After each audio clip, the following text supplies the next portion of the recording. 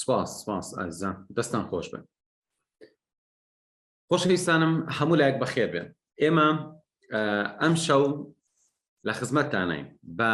باسکردنی بابەتێکی زۆر گرنگ کە ئەکرێ ئەمە باسی ئەم سەردەمە بێت، چونکە ئەگەر ئێمە تەماشایەکی مێژووی بەکارهێنانی مێشک بکەین لەلایەن مرۆڤەوە، ئەبینین هەتا ئەم کۆتاییانە بەکارهێنانی مێشک گرنگتر نەبووە لە بەکارهێنانی جەستە. بەو واتایی کە ئێمە کاتێککە بۆ نمونە 200 ساڵ لەمە پێش 300 ساڵ لەمە پێش و بەرەو ڕابردوو کەسێکە لە شوێنێک کارێکیان پێی هەبووە کاریان بە جەستەی بووە، کەم کەس توانیوێتی ئیشەکەی ئەوە بێ کە بە مێشک بکرێت. ئەمە لەناو ئەم سەدەیە ئەبینین لە 100 ساڵی ڕابردوو لە 100 کەس نزیکەی 75 کەس کە دایان مەزراندووە ئیشەکەی جەستەیی بووە. بەڵام پێشبینی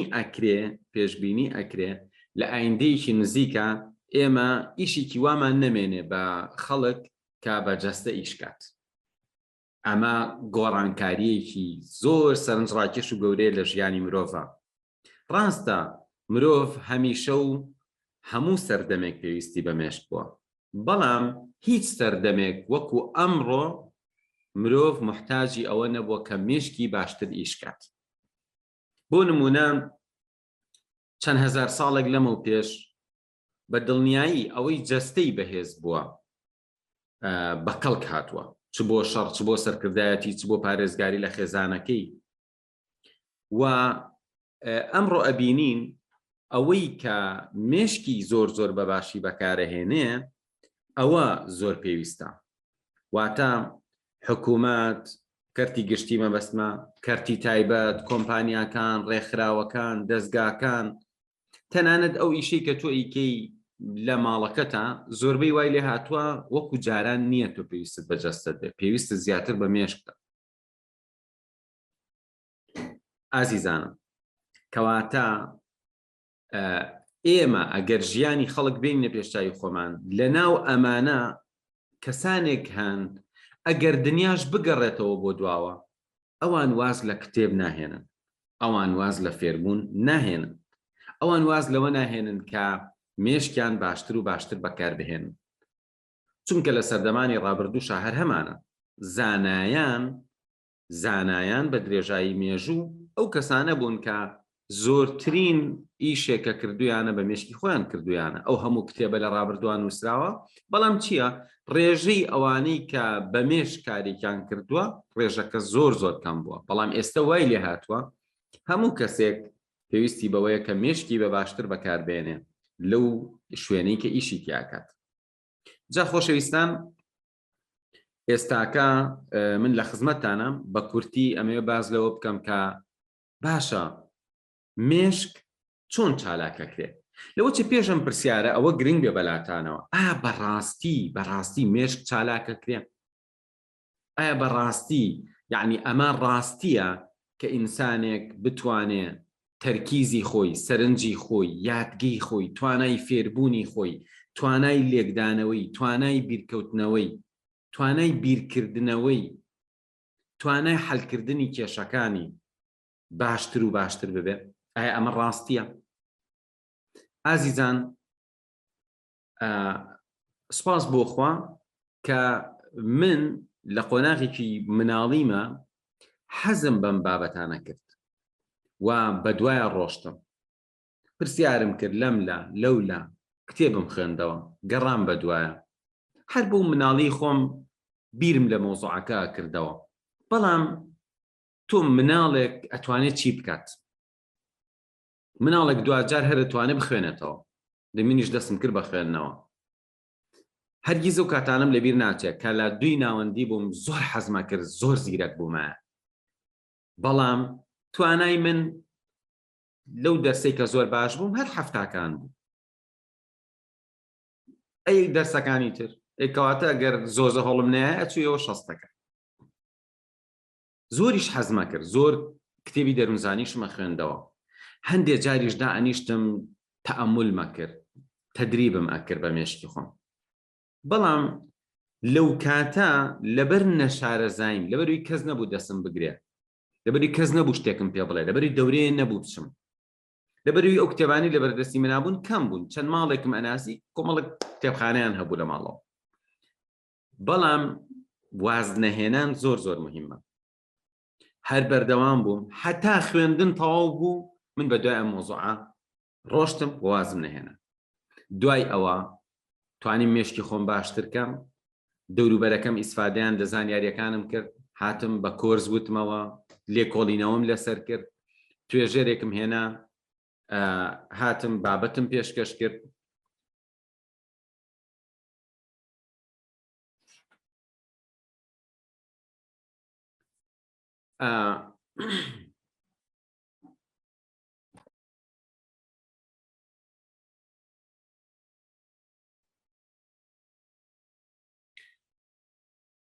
خۆشەویستان دوای ئەوەی کە گۆڕانکاریەکەم دروست کرد و بە فعلی توانای فێربوونی من زۆر زۆر باشتر بوو لە بیرمە لەگەڵ یەکێک لە ئەوایلەکانی هەرێم دانیشتە بووم من مامۆسایەکی سەرەتایی بووم ئەو کاتە و شەهادەیەکم نەبوو ئەگەر باسی ئەم شتانەشم بکردایە لەوە چێ خەڵک نەوعێ بۆیە بەلایەوە بەڵام دوای گۆڕانکاریەکان لەگەڵ یەکێک لە ئەوایلەکانی هەرێم قاموسێکمانە کردەوە ئەمود 30 چرکە بە پەلەپەل قاموسەکەمان داخستەوە لە لاپەڕەیەکی دیاری کراوە دەیەڵا وەرەقا بنووسە من بەو 30 چرکەیە فریای 4 وشە 3 وشە 5 وشە 6 وشە ئەکەوتم ئەو زۆر جار فریای 1 وشە ناکەوت جاریکان کتێبەکەی کێشا بە ئەرزا وتی ناتوانم ئازیزان ئەو کەسەیە پێڵێن زۆر زیرەکە ئەوایلە چییە ئەی من ئەی خەڵک حەزەکا بزانێ ئەی من بەڵام دوجار خەڵک هەر تەماشای دەرەجە و کارتەکە تەکا بەڵام سپاس بەخۆ من بۆ نەگەڕامەوە بۆ خوێندن بەڵام هەرچۆنێ بێ گەڕامەوە بۆ خوێندن ئەم جارە لە خوێندن تەنها شەوی ئیمتیحان 2 ڕۆژ پێش ئیمتیحان ئەو کاتانە سەعیمە کرد بەڵام دەرەجەکانم هەمووی نایاب بوو کەواتە بە فعلی گۆڕانکاریەکە ئەکرێت و خۆشبەختانە من هاتووم هەموو ساڵێک کۆمەڵی خەڵک هاتووە تەمرینم پێ کردووە شتم فێر کردووە ڕۆشتووە هەیانە دوای 10 ساڵ دوای 6 ساڵ دوای 5 ساڵ دوای ساڵێک نامە بۆ من ئەنێرێ ئەم ساڵ بەبوونی دەورەکی تۆ بووم بە یەکەمی کۆلێجەکەم ئەم ساڵ دەرەجەکانم وا بوو پێرێ بەڕێزێک نامی بۆ ناردووم مامۆستا من قەرزاری تۆم ئەوە من بەشی ئەندازیاری تەواوەکەم ئێستا ئاخر ساڵمە و گەورەترین گۆڕانکاری ئەو کاتە دەستی پێکرد لای تۆ یادگەم خوێند و من توانیم زۆر بگۆڕێم و پۆلی 12 یەکسەر دەرەجەیەکی باش بهێنم و ئێستاکە ئەوتە کۆلێژی ئەندازیاری تەواو ئەمە بۆ من بەڕاستی خەڵاتە ئەمە مژدەیەکی زۆر خۆشە و هەموو جارێک دڵم بەوە خۆشەوێت خۆشەویستانم پرسیارەکەم ئەمەیە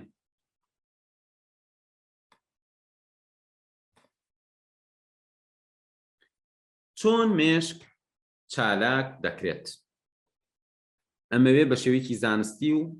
بە کورتی وەڵام بەماوە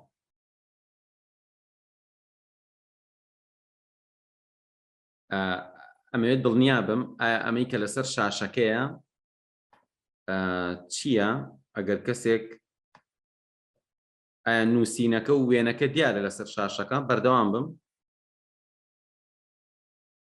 یەک نەفەر بۆم بنووسێ کە ئۆکێ دەست بەڕێزێک گەڵێ هیچ دیار نییە ئۆکێ دەستان خۆش ئازیزانم چۆن مێش چالاکەکەی سەرەتا پێویستە بزانین مێشکی ئێمە کۆمەڵێک بەشی جۆراوجۆری هەیە مێشک ئامێرێکی بەسیط نییە، مێشک ئامێرێکی زۆر زۆر ئاڵۆزە و لە کۆمەڵی بەشی جۆرا و جۆر پێکاتوە. ئەگەر بمانێ بڵین مێش چۆن چالاکەکرێ، ئەبێ یەکەم شت وەڵامی ئەوە بینەوە ئەم مێشکەی ئێمە یەک بەش نییە. ئەکرێ بەشی وا هەبێ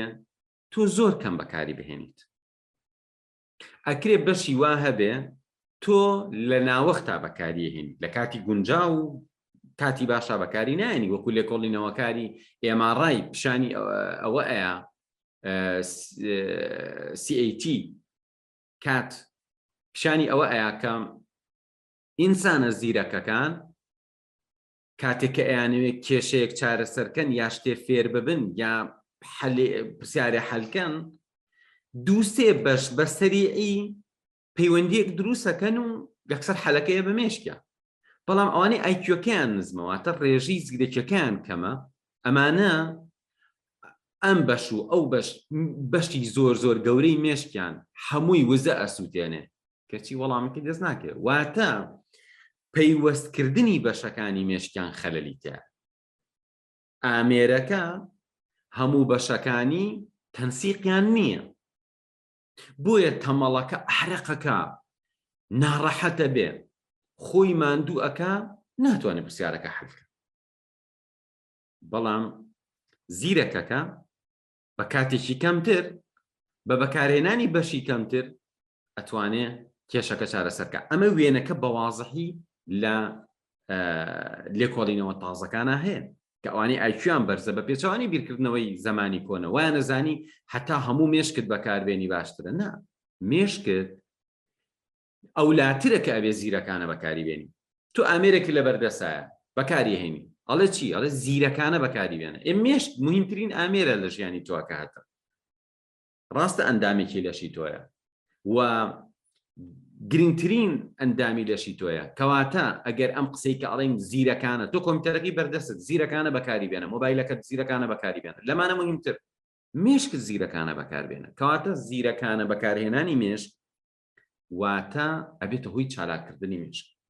ئەمە خاڵی یەکەم. خاڵی دووەم کەوتمان بەشەکان زۆرن، بۆ نمونە لەم وێنەیە دیارە، ئەڵێ لای ڕاست ئەمە ئیشەکانیەتی، لای چەپ ئەمە ئیشەکانیەتی. ئەی باشە ئەگەر لای ڕاست و لای چەپ توانیت پەیوەندیکی باشتان هەبوو پێکەوە، ئەمە بە تەمرین ئەکرێ، ئەمە بە تەمرینی زەینی ئەکرێ. بەڕێزم، تۆ تەمرینی زەینی ئەکەیت، پێتەڵێم ئەم ژمارانە بە پێچەوانە بژمێرە تەرکیزت باشە بێ، پێتەڵێم ئەم وێنەیە لەگەڵ ئەم وێنەیە لە خەیاڵتا بیلکێنە. کاتێک ئەم وێنەیە لەگەڵ ئەو وێنەیە ئەلکێنی، تۆ چیرۆکێکی بۆ دروستەکەی، شتێکی بۆ پەیوەستەکەی. ئەبێتە هۆی چی؟ ئەبێتە هۆی ئەوەی کە لای ڕاستت پەیوەست ببێ بە زانیاریەکەوە. تۆ هەر بیرەکەیتەوە لای چەپی ئیشەکە، ئەی چی بکەی لای ڕاستیشت بێتە ناو مەوزوعەکەەوە؟ پەیوەندیەکی زیرەکانە دروست ببێ لە نێوان دوولاکە. بۆیە لێرە بەکارهێنانی هیمسفێرەکانی لای ڕاست و لای چەپ ئەبێتە هۆی ئەوەی تۆ یەکسەر لە ژیان تا بگۆڕی. لە کەسێک کەوەکە تەرکیزی خراپە یا یادگەی خراپە یا سەرنجی خراپە یان بیرکردنەوەکانی خراپە، بە کەڵک نایە خاو ئیشەکە، ئەبێ بە کەسێک داهێنەرانە زیرەکانە بتوانێت مێشکی بەکاربێنن. و ئێمە جگەر لەم دوانەی کە ڕۆڵی بەرچاویان هەیە لەوەی عەقڵ و ژیریانیەوە بە مرۆڤ، بەشی ترمان هەیە کە ڕژێنەکانن، بۆ نمونە ئەمیگدالەمان هەیە لەگەڵ هیپۆکامپوس. ئەم دوانە بەڕێزان بە کورتی باسیەکەم. ئەمیگدالا پەیوەندی بە چیەوە هەیە؟ پەیوەندی بە هەست و سۆزەوە هەیە. ئەو شتەی واو لێ ئەکات و خۆشت بێ، ڕق لێ بێ، حەزی لێ بکەی، بێ تاقەت بی یان تاقەتی لێ هەبێ، هەڵبچیت لە خۆشیان. ئەمە ئیشی ئەمیگدالایە. و هەر ئەمیگدالا پەیوەندی بە چیەوە هەیە؟ بە یادگەی ماوە درێژەوە هەیە. هەر ئەمیگدالا پەیوەندێکی ڕاستەخۆی بە هیپۆکامپۆسەوە هەیە کە ئەکرێ بڵین وەکو چۆن ئێستاکەڵی کۆمپیوتەرێک ڕامی هەیە، میمۆری هەیە، هاردی هەیە، پرۆسێسەری هەیە، هیپۆکامپۆس دەورێکی لەو شێوازانەی هەیە. ئەم ئەمیگدالایە چییە؟ ئەم توانایانەی مێشکی تۆیە کە تۆ هەموو ئینسانێک هەیەی. ئازیزان، ئەمە یەکێکە لە ڕاستیە زۆر زۆر مهمەکان کە ئەکرێ بڵین زانایانێکیش هەن کە نایزانن. ئەویش ئەوەیە کاتێک ئێمە ئەڵێین بەم شێوازە بیر لە مۆزوعەکە بکەرەوە لە بیر تەمێنێ، بەم شێوازە خەیاڵی بۆ بکە لە بیر تەمێنێ، ئەم شتە ڕەنگی بۆ بێنە لە مێشتا، پێوەی بلکێنە، ڕەسمی بۆ بێنە، ژماری بۆ بێنە، ئیحساسی بۆ بێنە لەبیر تەمێنێ تۆ لە ڕۆ دەرونیەکەەوە تەماشاکەی باشە بۆ ئەمە گرنگە بەڵام کاتێی لە زانستی نێرۆلۆجی واتە زانستی ئەعساب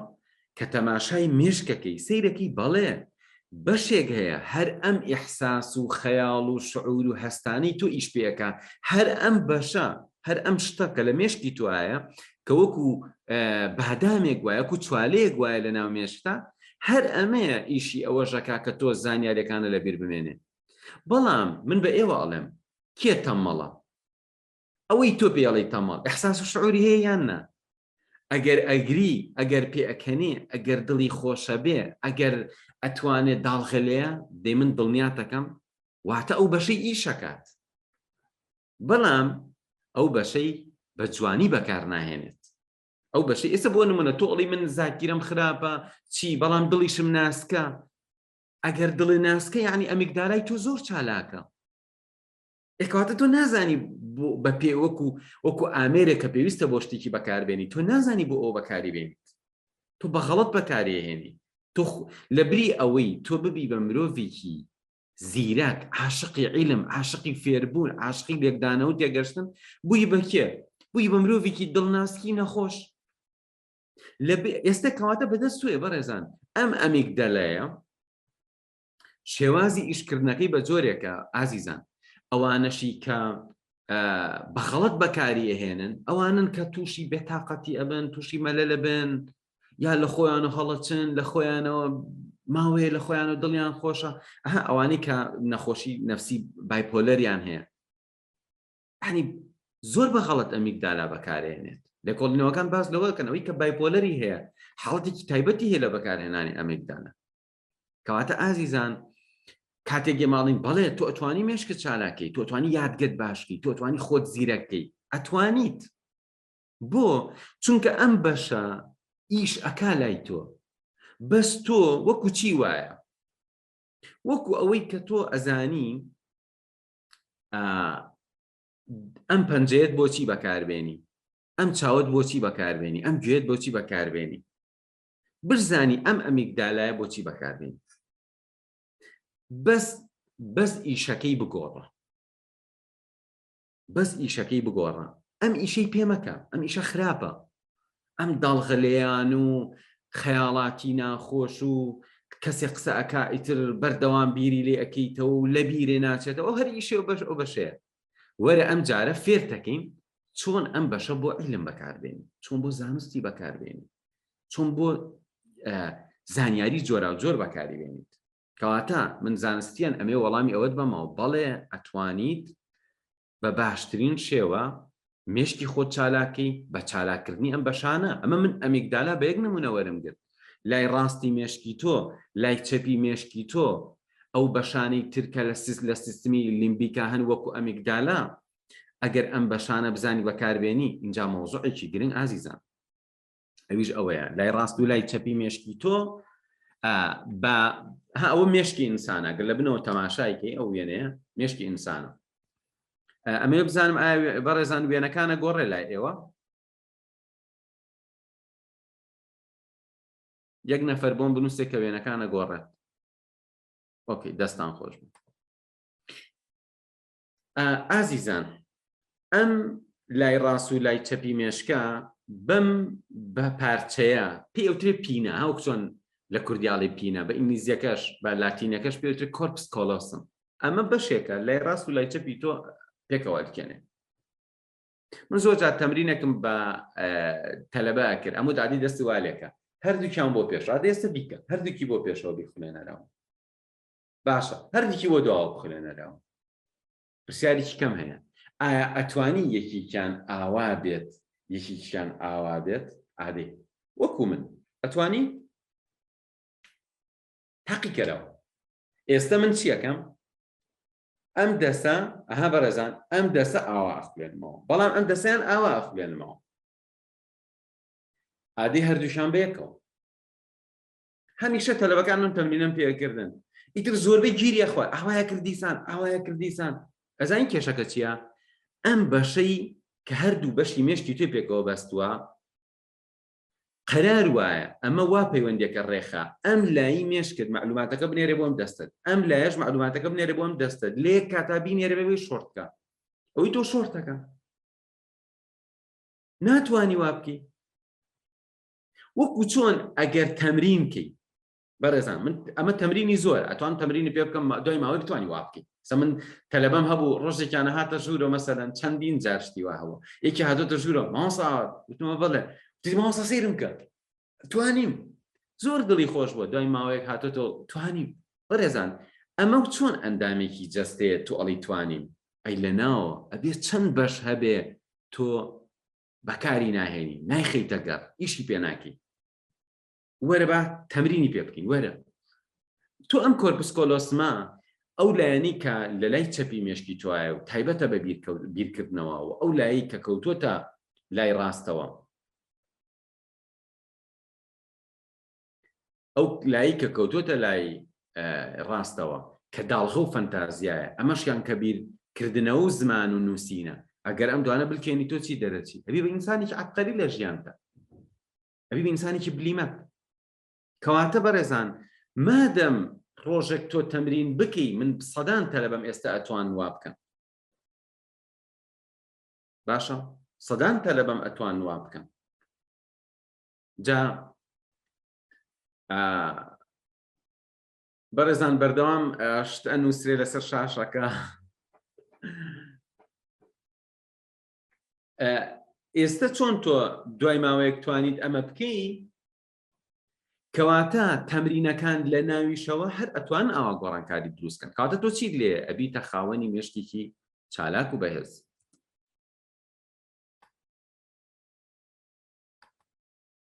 ئێستا ئەمە پەیوەندی بەشەکان خاڵێکی تر ئازیزان پەیوەندی خانە دەمارەکانە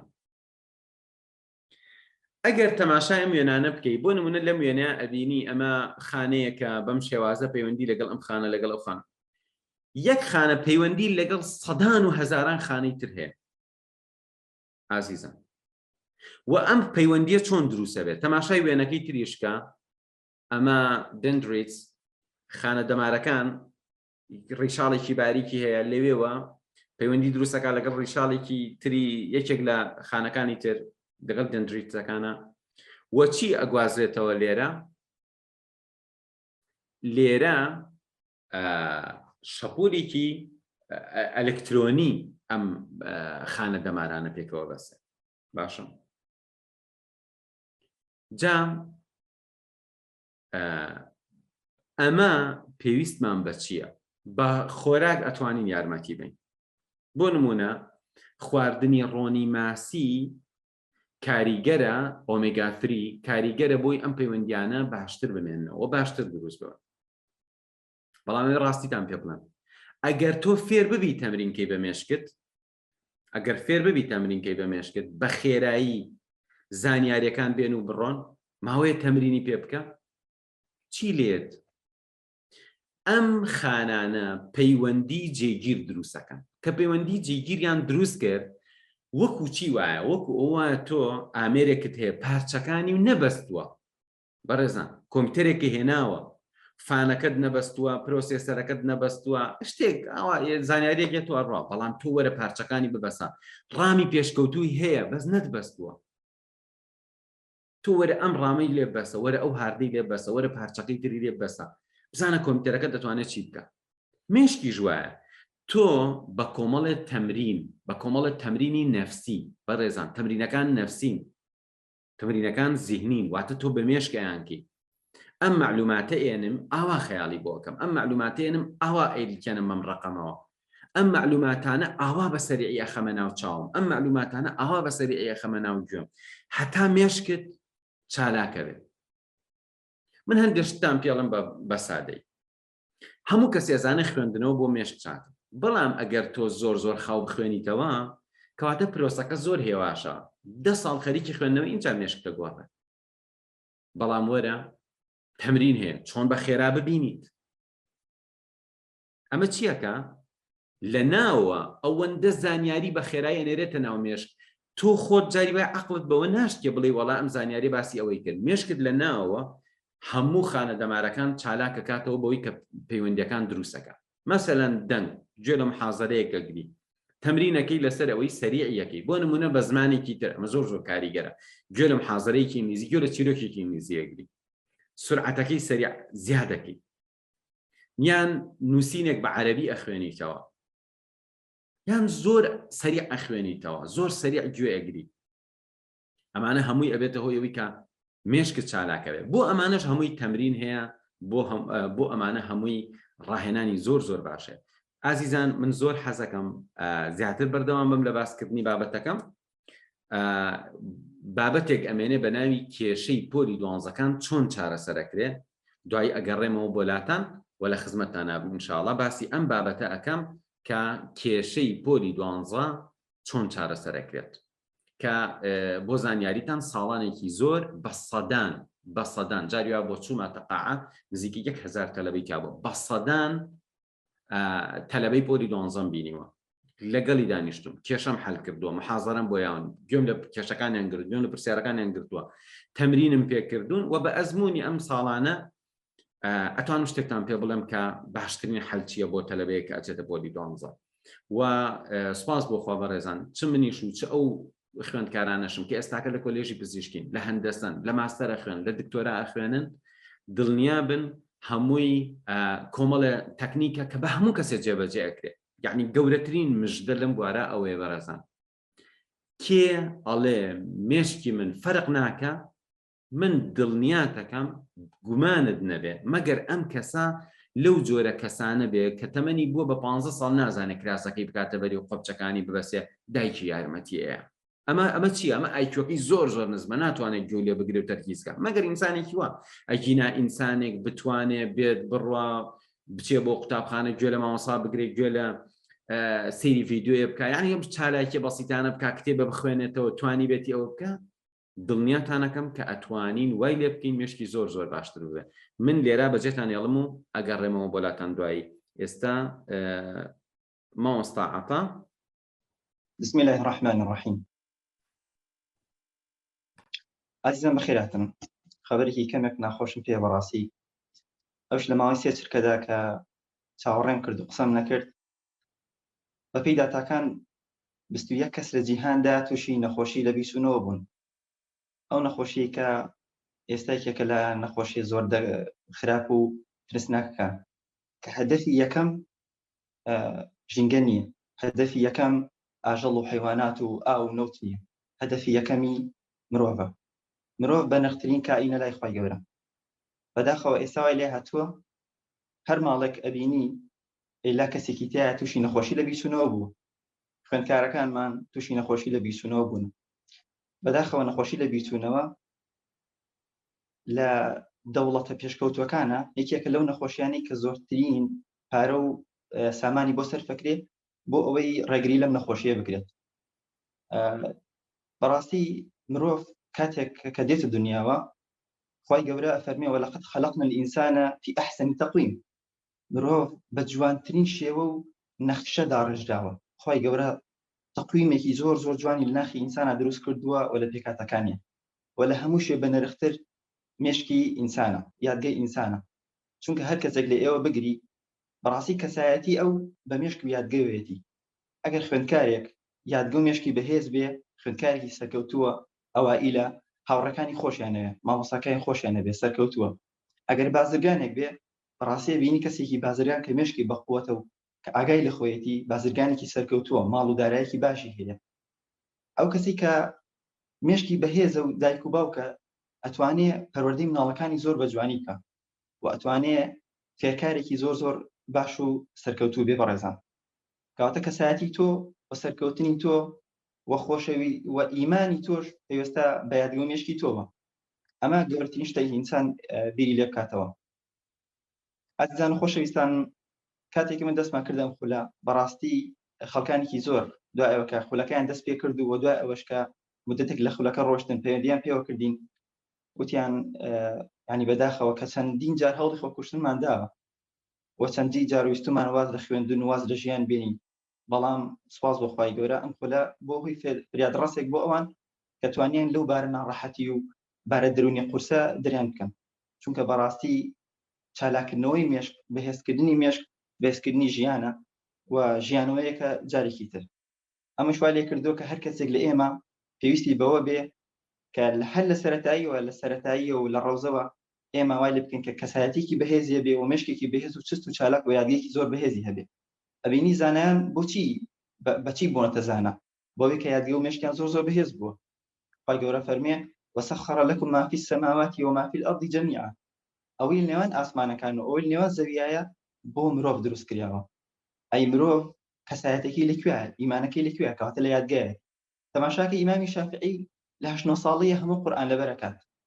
لە ماوەیەک ڕۆژە هەرچی چیرۆک و هەرچی پاشە شعرەکانی عەشیرەتی هوذەیلی پێ ئەڵێن کە زۆر شعرەکانی قورس هەر هەمووی لەبەر کردووە.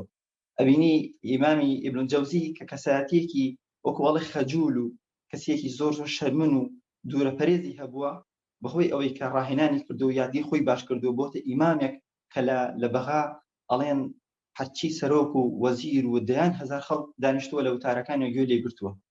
کەواتە ئازیزان و بەڕێزان هەر کەسێک لە ئێوە هەر کەسێک لە ئێمە خۆشبەختانە ئایا تۆ خوێندکاری، ئایا تۆ مهندسی، ئایا تۆ دکتۆری، ئایا تۆ لە هەر پلێکی خوێندن و ژیانای بەڕاستی پێویست بۆی یادگەیەکی بەهێزە هەبێت بۆ ئەوەی کەسایەتێکی زۆر بەهێزە هەبێ بۆ ئەوی دڵ خۆش بێ. زۆر ئەبیستین لێرە و لەوێ کە ئەڵێن خەڵکانی ئەڵێن بەڕاستی تاوەکو پۆلی 12مان تەواو کرد پێشەوەی بڕۆ نەزانکۆ مێشکێکی بەهێزمان هەبوو دەرسەکانە زۆر زیرەک بووین ئەنی حەزمانە کرد بخوێنین بەڵام لە زانکۆ ئەومان نەما. بۆ زۆر خەڵکی ئێستا لە کولی طب و لە کولی هەندەسە و لە بەشەکانی دیزاین و هەموو بەشەکانی بیرکاری و علومەکان و ماتماتیکە ئەو بەشە زۆر گرنگ بووینانە کە بە دەرەجەیەکی زۆر بەرزش بەدەست دێ ئەڵێن هیچ ناتوانین بخوێنین و هیچ ناتوانین لەبەرکەین. بەڵام خەڵکانێکی تر دەوروبەری خۆتانە بینن ئەڵێن لە دوای ئەوەی زانکۆمان تەواو کرد ئێستا بووینە 35 ساڵێک و ماڵ و مناڵ و مەشغەڵەت و ئیش وای لێ کردووە لە بیرچوونەوە و بێتاقەتی و بێزاری وای لێ کردنە تاقەتی هیچمان نییە. چێژ و خۆشی جارانمان نەماوە، نوێژ و عیبادەتەکەین چێژ لێ نابینین، خواردن ئەخۆین هەستەکەین تام و چێژی نییە، بەردەوام سەرماقاڵە. وەکو ئەڵێن کە ئەچینە بازار 5 شتێکمان پێ ئەڵێن 3-4ێکیمان لێ بیرێچە بەداخەوە. بەڕاستی بەڕێزان ئەمە جێی ئەوەیە کە ئینسان هەڵوێستی لەسەر کا بوەستێ بۆچی من ئاوام و بۆ تاکەی ئاوا بم، بۆچی زانایان پلە بەرزەکانیان گرتووە، بۆچی خی گەورە فەرمێ يرفع الله الذين آمنوا منكم والذين أوتوا العلم درجات. خی گەورە ئیمانداران بەرزەکات و نێوان ئیماندارانە زانانیش بە دەرەجەی بەرزتریان نکاتەوە. ئەی زانایان بە چی ئەم پلانیان بەدەستێناوە؟ بە هەڵدان و بە تێکۆشان. خی گەورە فەرمێ وأن ليس للإنسان إلا ما سعى وأن سعيه سوف يرى. بۆ ئینسان هیچ شتێک نییە ئەوەی کە بەدەستی هێناوە ئیلا ئەوە نەبێت کە سعی و هەوڵ و تێکۆشانی بۆ کردووە، هەوڵ و تێکۆشانەکەیش لە داهاتوو ئەیبینێتەوە. بۆیە زانایان فەرمیانە من كانت له بداية محرقة كانت له نهاية مشرقة. هەر کەسێ بیدایەتێکی سوتێنەری هەبێ داهاتوویەکی ڕۆشنکەرەوەی ئەبێ. وخی گەورە ئەفەرمێ والذين جاهدوا فينا لنهدينهم سبلنا. ئەوانەی کە هەوڵ و جیهاد و تێکۆشان ئەکەن بۆ سەرکەوتن بۆ ڕلای ئێمە ڕێگاکانیان پێ پیشان بدەین. بۆیە هەڵدان و تێکۆشان و بەدەستخێنانی ڕێگای تەندروست و علم ڕاستی تۆ کاتە کەسێکی خۆشبەخت، کەسێکی پلە بەرز، کەسایەتێکی بەرز و دڵخۆش ئاسوودە بەوریاییەوە تەعاملەکەی. تێک بەڕێزان کەواتە ئازیزان و خۆشەویستان ئەم خولە دروست بووە و ئەم خولە هاتوۆتە بەرهەم ئەزمموی هەزارەها ساڵی مرۆڤایەتیە، ئەزمموی ملیۆنان خەڵکە کە هەمووی بە ڕێگای زانستی بۆ سەرمێنراو. ئەوەی کە تۆ ئێستا ئەی خوێنی و پیادەی ئەەکەی هەمووی بە ئەزمموونێکی زۆر و سەرمێنراو وەشتەکان بە علمیە، هەمووی تەجریبە کراوە، خۆمان تەجروبمان کردووە و پاشان بەشداربووەکان و دۆست و کەسوکارمان تەجروبەیان کردووە. ئەو کاتە هاتوۆتە بەردەستی تۆ بە شێوەیەکی زۆر جوان ئەتوانی بە ئاسانی تەطبیق بکەی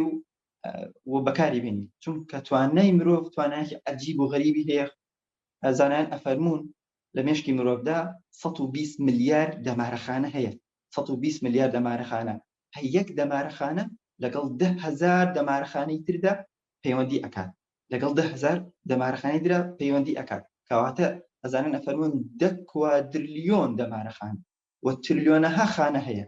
ئەم هەموو خانە و ئەم هەموو شتە عەجیب و غەریبە لە مێشکی توا هەیە. گوناحە بەڕاستی مرۆڤ لە ژیان بڕات و کەمێکی لێ بەکار نەهێنێ. بەکارهێنانی ئەمەش نە موعجیزەیە و نە کەراماتە، چونکە موعجیزە تایبەتە بە پێغەمبەران. کەراماتیش بەس نەوادری خەڵکی ئەدرێ و کەس نازانێ کەواتە ئەوەی زانیان بەدەست هێناوە ئەو کەسێتر بەدەستێنێ ئەو تەڵەبەیەک بەدەستی ئەهێنێ هەر ئەنجامی هەوڵ و تێکۆشانە و ئەنجامی ڕێگە و ڕێگەیەکی تەندروست و صحیحە کە ئەتوانی نەتیجەیەکی زۆر زۆر صحیح و تەندروست و پێبدا بەڕێزان کەواتە خۆشەویستان و ئازیزانم ئەم خولەکە ئێستا دوو گروپی لە ڕۆیشتووە و بەرەو گروپ سێم و چوارەم ئەڕوا و سپاس بەخوای گەورە نەتیجەیەکی زۆر زۆر باشی هەبووە ئەمە پێتان بڵێم ئازیزان لەم خولە ئێوە چی ئەخوێن و لەم خولە چی بەدەستێهێنن ئازیزان لە خولی چالاکردنی مێشک و بەهێزکردنی یادگە بەڕاستی ناوەکەی بەخۆیەوەیەتی چالاکردن و چالاکردنەوەی مێشکە چالاکردن و چالاکردنەوەی مێشک یعنی چی یعنی تۆ ئەوەی کە خوای گەورە تواناکانی لە توا دروست کردووە هەمووی داناوە چونکە وەکو زانایان ئەفەرمون دەست بۆ گرتنە و بۆ نووسینە و بۆ بەکارهێنان و بۆ خواردنە خاص بۆ ڕۆیشتنە و مەعیدە بۆ ئەوەی خواردنەکان بخوا ئەی مێشک بۆ چییە مێشک بۆ فێربوونە بۆ لەبەرکردنە هەر کەسێ زۆرترین بزانێ و زۆرترین لەبەرکە ئەوە بەرزترین پلەی هەیە وەکو زانایان ئەفەرمون فەحفەظ فەکل حافظین ئیمام لەبەر بکە پارێزە لە مێشک و دڵی خۆتە بەڕاستی هەر کەسێ لەبەر بکە ئەوە ئیمام و پێشەوەی خەڵکیە کەسێکەمی لە مەجلیسێکە قسە ئەکات کە کەسێکی خاوەن عیلمە چی مناڵ بێ چی گەورە بێ کە عیلمی پێیە کە قسەی داتای پێیە بەڕاستی گەوری مەجلیسەکەیە لە کۆمپانیاکە کەسی عیلم و شارەزایی پێیە ئەوە بەڕاستی گەوری ئەو شوێنیە فەرمانبەرێکی سەرکەوتووە بەڕێوەبەرێکی لێ هاتووە بەڵام حتا لە کریاکاری و لە وەستاییشە ئەبینی کەسێک خیبرەی پێداهێنان ئەکاشتی جوان بەکارهێنێ ئەوە لە پێشی هەموویەتی و ئەوە سەرکەوتووە بەڕاستی کەواتە ئەتەوێ پێشکەوی مێشکە چالاکەرەوە بەشی لای ڕاست بەشی لای چەپ و بیستنی و بینینی کەواتە بەڕێزان و ئازیزان لەم خولەی ئێوە کە ئینشاءڵڵا ئیخوێنن من بە کورتی پێتان ئەڵێم ئینشاءڵڵا لە ماوەی 10 هەفتە بۆ 12 هەفتە لە ماوەی 2 مانگی بۆ 3 مانگ ئێوە چی ئەخوێنن و ڕێکارەکان چییە و چی بکرد کە سەرکەوتووە بن ئازیزان و خۆشەویستان یەکەمین شت کە ئێوە ئیخوێنن سیستەمێکی جیهانیە بۆ بەهێزکردنی مێشک و یادگە لەگەڵ ستافێکی پێشکەوتوو بە شێوەیەکی بەرنامە بۆ ڕەتدا ڕێژراو بە شێوەیەکی زۆر ورد بە عەمەلی سیستەمی سەرەکی ئەخوێنن سیستەمی سەرەکی سپاس بەخوای گەورە بە هەوڵ و ماندووبوونی مامۆسای بەڕێزمان مامۆسا ئاوات لەناو کووردا تەنها لە ئاوات ئەکادیمی هەیە ئێستا هەمووتان دەتوان سیستەمی سەرەکی بەدەست بخەن و بەکاری بێنن و سەداها هەزارها خەڵکیش لە وڵاتە الحەمدوللا سوودی لێ بینیوە بۆ لەبەرکردنی قورئان بۆ لەبەرکردنی ژمارە و داتا بۆ زۆر شتی تر و بۆ ئەوەی مێشکیان بەرەو پێشەوە بچێت بەڵام ئەوەی کە ئێستا لەم خولە ئیخوێن بەڕاستی زۆر زۆر جیاوازە چونکە ورترین و تەفاسیلترین شتەکانتان پێدەین و ڕاهێنانی لەسەر ئەکەن و تواناکانتان بەرەو پێشەوە ئەڕوا سیستەمی سەرەکی ئازیزان و خۆشەویستان سوودەکانی چییە یەکەم ئەوەی بە بێ ئەندازە بە ڕێژەیەکی زۆر زۆر و بە شێوەیەکی زۆر ورد چی ئەکات کۆبیری و تەرکیزت زۆر زۆر زیاد ئەکات و مێشک و بەربڵاوی و پەرتاوازەی مێشکت جەم ئەکاتەوە کۆ ئەکاتەوە ئێستاکێک لە کێشەکانی دنیا کێشەی تەرکیزە زانایان ئەڵێن هەموو شتێک لەسەر تەرکیزە تەرکیزت لە هەر کوێ بێ ئەوە بەدەستهێنی برایان ترێزی ئەڵێ بۆ ئەوەی لە ئیشێکە سەرکەوتوو بی ئەوە ئەبێ بەیانی و نیۆڕۆ ئێوارە هی لەو ئیشە بکەیتەوە بەڕاستی تەرکیز چەند شتێک استفادە لێ یەکەی یەکێک لە ئەوانە کاتێ بۆ ئەگەڕێتەوە تۆ خوێندکارێکی ئەگەر قەرارە بەشێک لە بخوێنی بماوەی 45 دقه ئەو کاتە بە 5 دقه ئیخوێنی کەسێکی ئەگەر قورئان لەبەرەکەی لە جیاتی و بە 3-4 سەعات لاپەڕێ زەبط بکەیت ئەو کاتە توانی لەم خولە بگەیتە 3 دقه و لە ماوەی 3 دقه لەبەرێکی کەواتە شتەکە بە تەرکیز دێت کاتێ بۆ ئەگەڕێتەوە کوالیتی ئیشەکە بەرزەکاتەوە تۆ دیزاینەرێکی ئەگەر تەرکیزێکی باشە هەبێ ئەتوانی وێنێکی زۆر زۆر جوان دروستکەی ئەگەر کرێکارێکی فەرمانبەرێکی ئەتوانی ئیشەکە زۆر بە جوانی بە دەقیقی کوالیتی ئیشەکە بەرز بکەیتەوە واتە توانی پلەکە بەرز بکەیتەوە کە بەڕێوەبەرێکی کە دایک و باوکێکی تەرکیز لای خۆتە کەسێکی ئەتەوێت عیبادەتێکی جوان بکەیت بەڕاستی کە تەرکیزە بوون نوێژەکانتانە عیبادەت زۆرە و لە قورئان خوێندنەکانتە خشوع زیاترە ئینشاءالله کەواتە ئازیزان یەکەمین شت تەرکیز و توانای کۆبیری پەرە پێ ئەدا و بەرزەکاتەوە توانای سەرنجدان و ئینتیباه زیاد دەکات بەڕێزان بۆ ئەوەی ئینسان لە یادگەی هەنووکەییەوە بڕا بۆ یادگەی ماوە کورت و تەشغیلی و کارپێکەری ئەوە پێویستە سەرنجی زۆر بەرزکاتەوە کە سەرنجیش لە خولەکە زۆر بە جوانی ئێخوێنن کە جیاوازی سەرنج و تەرکیز چییە پێش ئەوەی تەرکیز بەرزکەیتەوە ئەبێ سەرنج زۆر زۆر بەخۆت کە ئینشاءالله توانای دیقەت و وردی بە ڕێژەیەکی زۆر زیاد دەکات یەکێک لە پەڵاوانەکانی یادگە ئەڵێ کاتێک دایکێکە بۆ مناڵێکی جنک یانی دوانەی هەبوو حتا دایکەکە مناڵەکانی خۆی لی تێکەچوو بەڵام وتی یەک جار مناڵەکەم بینی ئیتر لە دایکە باشتر ئەمتوانی مناڵەکە لە یەک جیا بکەمەوە هەردوو مناڵەکە چونکە ئەیوت هەموو مرۆڤێک جیاکاریەکی وردیش بهەیە کەواتە تۆ جیاکاریەکی وردیش ئەتوانی بکەیت ئەو کاتێک پرسیارێکە لێ ئەەکەن لە ئیمتیحانە لە شتێکە ناڵێ وەڵاهی نازانم ئەوە بوو یان ئەوە نەبوو 5 بوو 6 بوو 15 بوو 12 بوو بە دقیقی ژمارەکە ئەدەیت بە دقیقی وەسپی کەسەکە ئەدەیت بە دقیقی ئەڕووی ئیشەکان ئەەکەی ئەو توانای سیستەمی بە سەرەکی بەرزەکاتەوە بە شێوەیەکی زۆر زۆر بەقوت مێش چالاکەکاتەوە وەلایانی ڕاست و چەپ پەیوەندیکی زۆر زۆر بەقوت دروست ئەکات لایانی چەپ کە زیاتر لایانی ژمارەی و ژیربێژی و قسەکردنە لایانی چەپ وێناکردن و خەیاڵ و داهێنانە هەرتوی بەیەکەوە ئەکات چونکە کار لەسەر ژمارەیەکە و لەسەر وێنە ئەیکە ئەم دوانە بە هەرکی ڕەبط ئەکات دەمارەخانەکان پەیوەندیکی زۆر زۆر عەجیب ئەکەن کەواتە مێش چالاکاتەوە چونکە زانایان ئەڵێن لە ماوەی یەک چرکەدا مێشک 4 ملیار پەیوەندی ئەکات 4 ملیار پەیوەندی کە بەڕاستی ئازیزان 4 ملیار پەیوەندی هیچ شەریکێکی ئیتیصالات و پەیوەندیەکان نییە بتوانێت لە ماوەی یەک چرکەدا 4 ملیار پەیوەندی بکات مێشکی تۆ 4 ملیار پەیوەندی ئەکات ئەو کەسانە ئەزانن کە سیستەمی سەرەکی چەنگێکە کە ڕاهێنانی تەواویان لەسەری کردووە و بەهۆی سیستەمی سەرەکی و ڕاهێنانکردن بە شێوەیەکی تەندروست بەکارهێنانەوە توانای داهێنانکاری ئیبداع زیاد ئەکات ئێستا تۆ دەست ئەەکەی بە سیستەمی سەرەکی ساڵێکی تر سەیرەکەی فکر جوان بووە قسەکردن و داهێنان لە ئیش و کارە زۆر زیاد بوو ئەو کاتە تۆ ئەتوانی بەڕێوەبەرێکی سەرکەوتوی ئەتوانی کتێبێک بنووسی ئەتوانی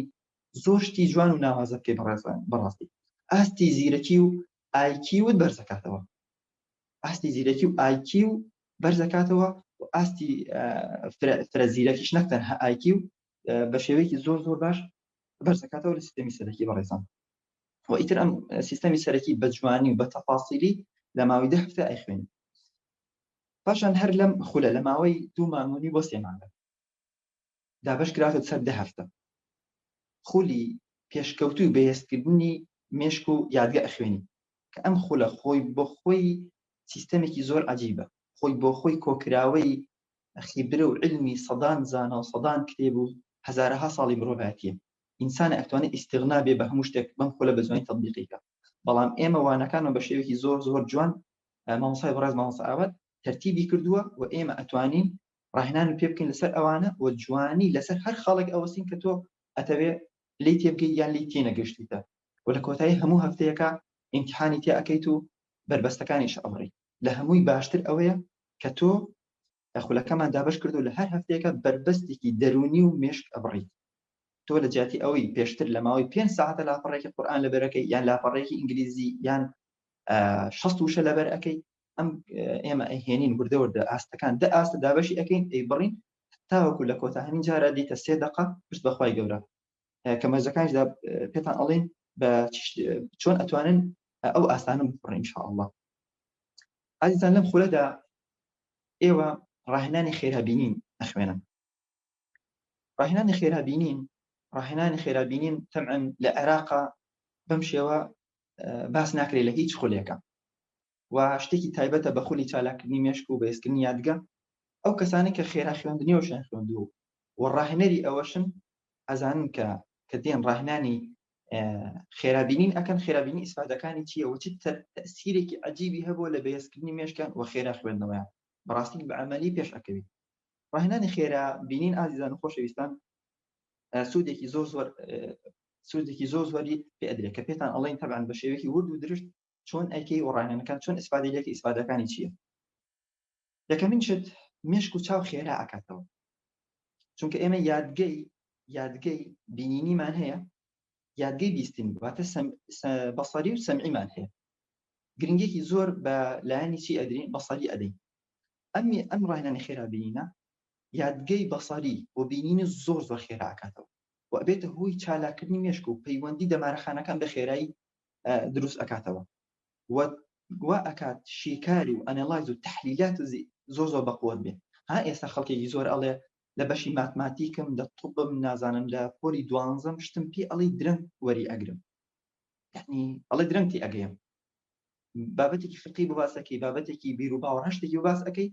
ئەڵێ درەنگتی ئەگەیم دی هۆکارەکەی چییە ئەوەیە کە مێشکی پەیوەندیەکان خاوە ئەم ڕاهێنانی خێرابینە ئەو پەیوەندانە خێرا ئەکاتەوە و شیکاریکردن خێرا ئەکاتەوە لە مێشکەوە چونکە شتەکان هەمووی لە مێشکەوەی بەڕێزە و دیسانەوە تەرکی زۆر زۆر بەهێز ئەکات بەم ڕاهێنانە تەرکیز بەبێ ئەندازە بەرز ئەکاتەوە و ئەو کێشەی چارەسەر ئەکات. سوپاس بۆ خوای گەورە. بینایی چاو زۆر بەهێز ئەکات. یعنی ئێستا لە بەشداربووەکان ئەڵێ کاتێک من سەیری لاپەڕەیەک ئەەکەم دەست ئەخەمە سەر کەلیمەیەک نیوەی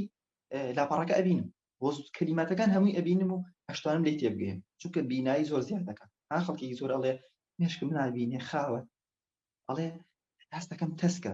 چاوم تەسکە بینایی کەمە بینی ئەو کاتە بینایی زۆر فراوانە بێت و کاتە مێشک و ئەبوژێتەوە. وەکێتر لە سوودەکانی بەڕاستی بەڕێزان کە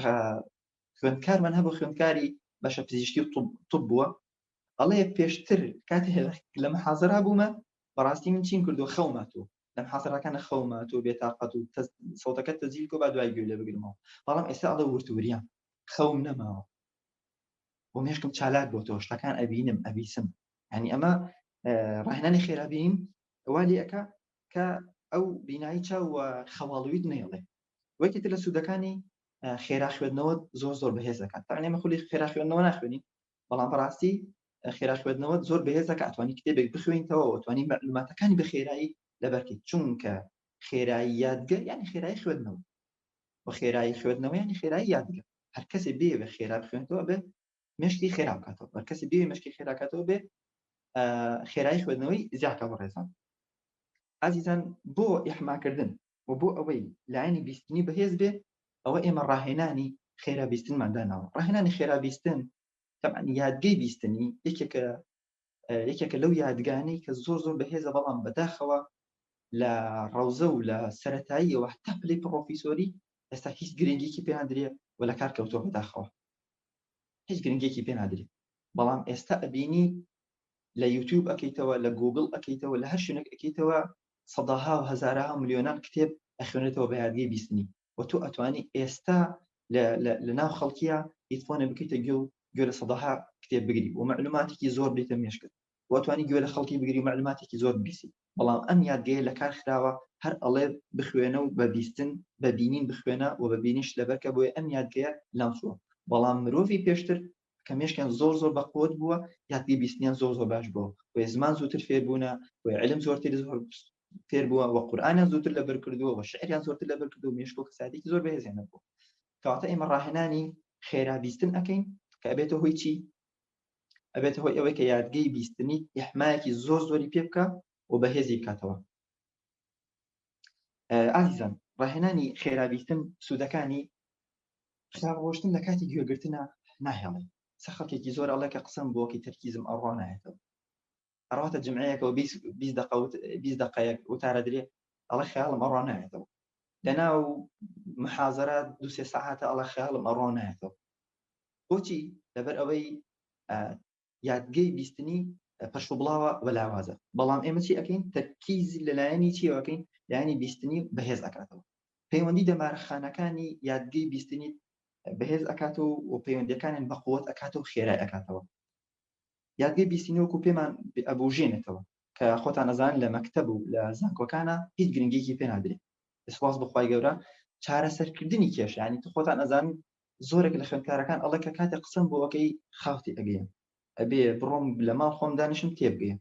بەڵام ئەوە نەماوە. ئێستا کە ئەبیسی کە ئەبینی بە یەک جار یادگەت ئەبوژێتەوە خێرا بێتەوە بەڕێزان. و خودکارانە تۆ ئیتر ئەتوانی یعنی لە شتی ئەگەی و ڤیدۆ خێرا ئەکەیتەوە کاتە بۆ ئەگەڕێتەوە بەڕاستی یوتیوب و فەیسبوک و هەموو هەموو ڤیدۆ قسانی تایە ڕاستی حیفە ئێستا دابنیشی 2 ساعاتێک بە 2 ساعت گوێ بگری ئەو کات 2 ساعتێ بە ساعتێک گوێ بگری ئەو کاتە 20 دقەیە بە 10 دقە گوێ ئەگری و زۆر بەرەو پێشەوە و خێراش لێتی ئەگەی بەڕاستی بەڕێزان. طبعا ئازیزان لەم خولە سوپاس بۆ خوای گەورە ئەگەر بڵێن بە کەمیش حسابیکەین 10 هێندە بۆ 15 هێندە یادگە و مشکی تۆ بەهێزە بێتەوە. حتا بەشداربووەمان هەبووە سەرەتا کاتۆتە خولەکەوە تێست و هەڵسەنگاندنی یادگەمان کردووە دوایی لە کۆتاییە تێست و هەڵسەنگاندنمان کردووە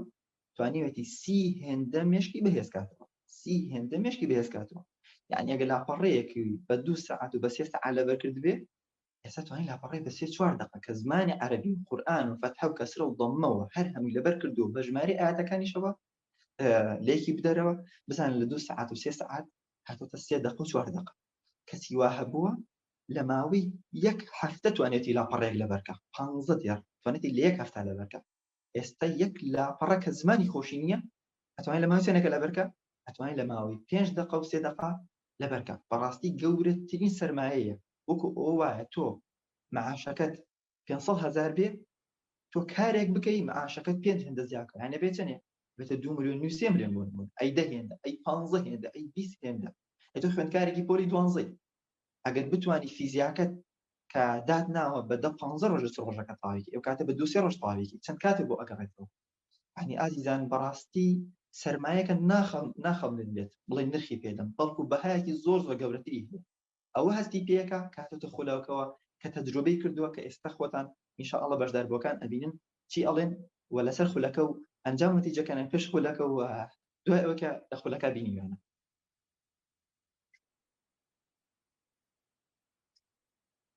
خۆشەویستان ئەوەی دێتە ئەم خولەوە بەڕاستی ئێمە مەرزمان هەیە بۆ بێتە خولەکەوە و کۆمەڵە گۆڕانکاری ئەگەر مەرجەکانمان بکەن کۆمەڵە گۆڕانکاری لە توار و ئەدا یەکەمین مەرج ئازیزان کە ئەمانەتێکە لە بینی ئێمە و ئێوە ئەمانەتێکە لە بینی ئێمە و ئێوە خوای گەورە ئەوەیە کە زۆر جددی بن لە ڕۆژ لە هەفتەیەکە 3 ڕۆژ بەڕاستەوخۆی دێنە خەت هەر جاری 2 سەعات بەڵام پۆلی دوانزەکان 5 جار هەر جاری 2 سەعاتە دێنە خەت پێویستە لە کاتی زوومەکانە بە جددیبی بۆ ڕۆژانە ڕاهێنانکان و وەزباتەکانتان بۆ دائنی هەر هەمووی بە جوانی بکەیت ئێمە ئەوەیە کەمین مەرزمانە کەواتە تۆ زۆر جددی بیت ئێمە زۆر جددیە بین ئینشاءالله تۆ زۆر جددی بە دووەمین شت ئەوەیە کە ئەو کەسی دێتە ئەم خولەوە توانای خوێندنەوەی ئەو شتەی هەبێت کە ڕاهێنانی لەسەرەکە بۆ نمونە کەسی قورئان ئێوە قورئان لەبەرکە ئێوە ڕاهێنان لەسەر قورئان یان ڕاهێنان لەسەر فێربوونی زمان و زمانی ئینگلیزی یان زمانی فەڕەنسی یان هەر شتێکەیە بیکە ئەوە ئەبێت توانای خوێندنەوەی ئەو زمان یان قورئان یان ئەو شتەی هەبێت باشە بەڕێزان یعنی ئینسانە بێ شتێک لە پێشکەوە لەبەری بکە ئەبێ بتوانێت شتە بخوێنێتەوە ئێستا من کوردی بدەمە تۆ توانی کوردی خێرا بەرەو پێشەوە بیچی چونکە ئەزانی بخوێنێتەوە ئەی قورئان ئەبێ قورئانەکە بزانی ئەی ئینگلیزی بە ئینگلیزی فارسی بەس خوێندنەوە وەجددی بوون ئەمە دووەم ئەبێ خوێندنەوەکە بتوانی بزانێت سێمیان بەڕێزان ئەوەیە کە قەنەعەتی تەواو بە ئێمە هەبێت ئێمە هەر شتێک پێتی ئەدەین تۆ جێبەجێ بکە یعنی مەیە لە هەفتەی یەکەمە لە هەفتەی دووەمە سێمە چوارەمە ماوەسە چ ڕێگەیەک لەبەرکردن بکەم دڵنیا بن مێشکتان ئەگەرنەوە سەر ئەسڵەکەی چونکە ئینسان مێشکی هەر کاتێک تووشی تەماڵی بوو و نەیتوانی شتێ بکە ئەڵێ ڕێگایەکی ئاسانم دەرێ بۆی بیکەم برایان تێزی ئەڵێ هەر کەسێک ئەگەر هەر کەسێک خوو بەوە بگرێ ئیشی ئاسان و چێژبەخش بکە وردە لە ناخیا بەهێز ئەبێت ئەو شتە ئاسان و خۆشانە ئەبێت هۆی لاوازکردنی کەسایەتی و تێکشکان و ینی لاوازی ئاستی کاتە بە دوای چیا مەگەڕێ بە دوای شتی ئاسان و ڕێگەی ئاسانە مەگەڕ ئەوە بدە ئەوە جێبەجێگەکە ئێمە پێتانی ئەدەین من كانت له بداية محرقة كانت له نهاية مشرقة هەر کەسێ بیدایەکی سوتێنەری هەبێ هەڵ و تێکۆشانێکی زۆر بدا ئەوە بەڕاستی چی ئەبێت ئەوە داهاتێکی زۆر گەشی ئەبێت ئیمام شافعی فەرمێ بقدر الكد تكتسب المعالي ومن طلب العلا سهر الليالي بقدر الكد بەپێی ماندووبوون و توانەکانی تۆ بقدر الكد تكتسب المعالي أو باڵا و بەرزەکان و شوێنە بەرزەکان بەدەستهێنی ومن طلب العلا سهر الليالي ئەوشی پلەی بەرزی ئەوێ و جێگێ بەرزی ئەبێ لە ژیانە و لە قیامەتە ئەخواتە بەیانی سەعیبکە هەڵدا و تێکۆشان بکە کەواتە ئازیزان کاتی دێتە ئەم خولەوە ئەوەی ئێمە پێکێدی ئەوە ئەکەی نەک ئەوەی ڕێگایەک لە یوتیوب باس کرا ئۆلێ باس کرا ئەمە ئەەکەم ئەوە ناکە هەر شتێک نەکەی لە سەرەتات ناوڕاستی خولەکە لە کۆتایی خولەکە دڵنیاوە بەشێکە لە دەست چووە ئەوەی ئەکا زیاتر پێ ئەەکەی ئەوەی ڕاهێنان ئەکا زیاتر پێ ئەەکەی چوار مشت بەڕێزان کە تۆ دێتە ئەم خولەوە تۆ کەسێکی مماریس نی واتە ممارەسە ناکەی واتە کەسێک نیشتەکان تاقیکەیتەوە بەڵکو تۆ دیت ڕاهێنان ئەەکەی ڕاهێنان یعنی ئەمڕۆت لە دوێنێ جیاوازە سبێنێت لە ئەمڕۆ جیاوازترە ڕاهێنان یعنی زیادکردنی تواناکەت تەدریب و ڕاهێنان ئەوەیە بەڵام بڵێ ممارەسە ئەەکەم ئێمڕۆ من لاپەڕێک بە 2 سەعات لەبەرەکەم بەیانی هەڵەدەمە هەر 2 سەعات دووبانی هەر 2 سەعات هەفتەیەکە 2 سەعات مانکە 2 سەعات ئەو ممارەسەت کردووە خودی ئەم خولە ئەوەیە کە تۆ درب بك من الخروج من دائرة المألوف إلى دائرة غير مألوف واتە لە شتێک کە پێ ڕاهاتوویتە بۆ شتێک کە پێ ڕانەهاتوویتە شتێک کە مێشکت تەقبوڵی ناکە شتێک کە ژینگە و دەوروبەرەکە قبوڵی ناکە بەڵام کە تو دێتە ئەم خولەوە چی پێکە شتانێکە پێ ئەدان مێشکت بە شێوەی بەهێز ئەکات بە ماندووبوون بە ڕاهێنانی دروست بە ڕێگەی دروست ئەباتە قۆناغ و پلە و بەدەستێنانێک کە پێشتر بەدەستی نهێناوە کە دەوروبەرەکە بەدەستی نهێناوە جیاوازی ئەم خولە لەگەڵ جیاوازی خولێکی معلوماتی تەنها زانیاری پێدە ئەوەیە کە ڕاهێنانی تەواو پێکە ڕاهێنانیشانی ئاستەکە زیاد دەکات و بەڕاستی هەر بەشداربوویەک بە جوانی توانی بێتی شتەکان بکات ئەوە توانێتی نەتیجەیەکی زۆر جیاواز بەدەست بێنێت ئازیزان لەم خولە ئێمە سێ شتەکەین وەکو ئیشتیعارەکەمان ئەوەیە نەهوز وەنەهدیم وەنەبنی هەزە ئەدەین لەو بیناکۆنی کە دروست کردووە لە مناڵی و هەتا هەر پلەیەکی وەنەهدی ڕوخێنین جایەتر وەنەبنی دروستی ئەەکەینەوە و کۆمەڵە لە توانە توا هەیە ئێمە یەک ئەو توانانەی کە تەندروستە لە توا و باش بەکارهێناوە تەعزیز ئەەکەین بەهێزی ئەەکەین بە قووەتی ئەەکەین و کۆمەڵێک لە خوی توا هەیە لە مەشکی توا هەیە لە تەسەڕوفاتی ژیانی توا هەیە ئەوە چیەکەین تعدیلی ئەەکەین گۆڕانکاریتی ئەەکەین و کۆمەڵ شتێک تەغییری تێ ئەەکەین هەر ئەی گۆڕین چکە غەڵەتە لە ئەساسەوە کەواتە بەڕێزان ئینشاڵڵا دێتە ئەم خولەوە شتیان بەخوای گەورە لەگەڵ ستافێکی بەتوانە لەگەڵ کۆمەڵی مامۆستای زۆر زۆر بەڕێزە ئەوە توانایەکی زۆر جیاواز بەدەستێنی و زۆر شێوەیەکی جیاواز بەرەو پێشەکەوی بەڕێزان خۆشحاڵ بووم لە خزمەتانە ئێستا ئەچینە لای ئەو بەڕێزانی کە هەندێک بەشدار بوو حەز ئەەکەن باسی ئەزمموی خۆیان ئەەکەن کە پێش خولەکە چۆن بوونە و لە ناوڕاستی خولەکە و دوای خولەکە چۆن بوون ئینشاءالله کە قسەکانتان لەوەنەوە بیست زیاتر دڵنیایی پێ ئەەکەن و زیاتر ئەزانن بابەتەکە چ سوودێکی هەیە شەنگەخان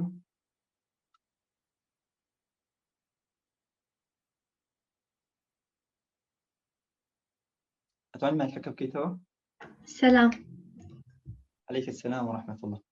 بسم الله الرحمن الرحيم بنای خۆی گەورە و میهرەبان من شەنگە عەلی پۆلی 11ەمی زانستی من وەکو بەشداربوویەک لە خولی چالاکردنی مەشک و بەهێزکردنی یاسکە ئەمەوێت ئەو سوودانەی کە من بینیمە بێوی ئازیز خۆشەویستی بڵێم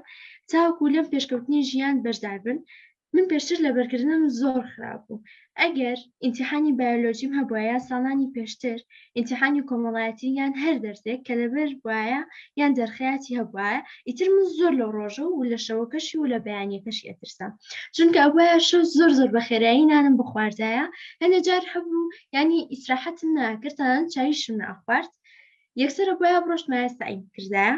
هەندێک جار ساعت 7 دەستمە کرد بە سعی چاوەکو ساعت 12:30 هێشتا سعیم تەواو نەکردبوو و بەیانیەکەشی زۆر زوو ئەوایە هەستامایە بۆ سعی هەندێک جار دوای نوێژی بەیانی تر نەئەخەوتمەوە بەڵام ئێستا زۆر زۆر دڵم خۆشە کە بەشداری ئەم خولەم کردووە زۆر زۆر گۆڕام ئێستا زۆر زۆر دڵم خۆشە ئەگەر دەرزێت دەرخیاتی هەبێ بۆ نمونە ئیمتیحانی بایۆلۆجیمان بێ یان کویزێکی ڕۆژانی کیمیامان هەبێ یان هەر دەرزێک بۆ نمونە توخمەکان بێلی کیمیا یان هەر دەرزێک کە لەبەری هەبێت زۆر زۆر دڵم خۆشە لەبەروی ئەو شەوە ئەتوانم لەگەڵ ماڵەوەی ئەبڕۆمە دەرەوە و هەروەها ئەشتوانم ینی بەدڵی خۆم هەرچیم بووە بیکەم لەو شەوەیە دوایەکە لە کاتێکی کەم بۆ ئەمێنێتەوە لەو کاتەیە سعیەکەم تەواوەکەم و بە خێرایی سعیەکەم زوو دەست پێەکەم و زۆر زوو تەواو بم ئەنجاوەکو بەجددی زۆر زۆر سوود ئەبینیم ئەنجا لە هەمووی گرنگتر ئەوەیە کە پێشتر زۆر زۆر خاو بووم لە سعیکردنیانی هەندێک جار دایکم ئەڕۆژ بۆ ماڵان و ئەهاتەوە هێشتا من دوو لاپەڕەم تەواو نەکردبوو بەڵام ئێستا زۆر دڵم خۆشە ئەچم لەگەڵیان بۆ شوێنانیەمەوە ئەو کاتی کە لێم ئەمێنێتەوە سعیەکەم و هەروەها زۆر بە خێراییش سعیەکەم زۆر بەباشی بیرم ئەمێنێ ڕێگەک و کۆپی پاستێ وایە کە چۆن لە ناو مۆبایلەکە تا ڕسمێ غەزن ئەکەی یا سکرینیەکەی دوایەکە بۆ هاوڕێی کسی بنێری منیش ڕێک وایە لە مشکمان غەزن ئەبێ کاتێک کتێبەکە ئەبینم ڕێک لەسەر وەرەقەکە جوا بێمەوە کاتە لە ئیمتیحانە بەجددی ئەنجاوەکو ئەگەر بوو باسی ستاف بکەین یاخود باسی ئاواز ئەکادیمی بکەین بەجددی ستافێکیان هەیە ینی تا ئێستا شتیوان نەبینیوە زۆر زۆر خەمخۆرن بەجددی مامۆستاکانی ئەتوانم بڵێم لە هیچ شوێنە مامۆستا ئەوەنە دڵسۆز و خەمخۆری تەلەبەم نەبینیوە چکە بەجددی زۆر خەمخۆرن ینی ئەوە نییە کە تۆ ڕاهێنان بکەی تۆ حەزو لەم شتە بێ نەتوانی بۆ نمونە بربەستی سەرەتاکان کە زۆر قورسن نەتوانی تۆ بربەستانە ببڕی بەڵام ئەوان دەست و لێ بەرنایەن هەر لەگەڵ سەعافنیانی بەجددی زۆر فاڵ پشتی سەگەن و هەروە زۆر ینی بە قسە جوانەکانیان زۆر پشگیری سەکەن کاتێک کە تۆ بربەستەکان نەبڕی دایما حەزەکەی بربەستی زیاتر ببڕی ئەنجاوەکو ئێمە هەر لە سەرەتای خولەکەمانەوە ماوەساعتە یاسایەکمان هەبووە ئەویش ئەوە بووە ئیما ئەن تەفعەل ئەو ئیما ئەن تەفعەل یان ئەنجامی ئەدین یان ئەنجامی ئەدین هیوادارم قسەکان زۆر سوودی هەبووێ زۆر سوپاسی مامۆستاکان دەکەم کە تا ئێستا پاڵپشتیم بوون و یارمەتیانیاوم هیوادارم قسەکان سوودی هەبوو بێ بۆ هەر یەکەسە دەست خۆش مامۆستا گیان خۆش شەنگەخان یخوا سەرکەوتوو بی بەڕێزان شەنگەخان کێکە لە خوێندکارە زۆر بەتوانەکان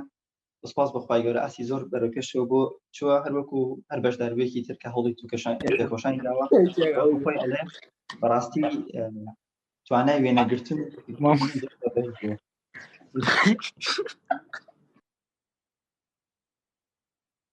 بەڕێزان دەستەکانتان خۆش بێ یاخوا کیوای سەرکەوتن بۆ هەرم ئەخوازیم لەو بەشداربوون هەیەوێ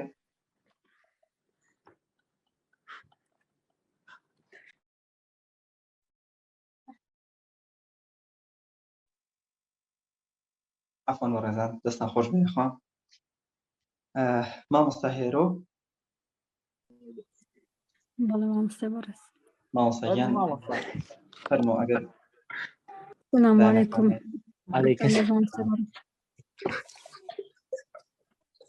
من وەک بەشداربێک لە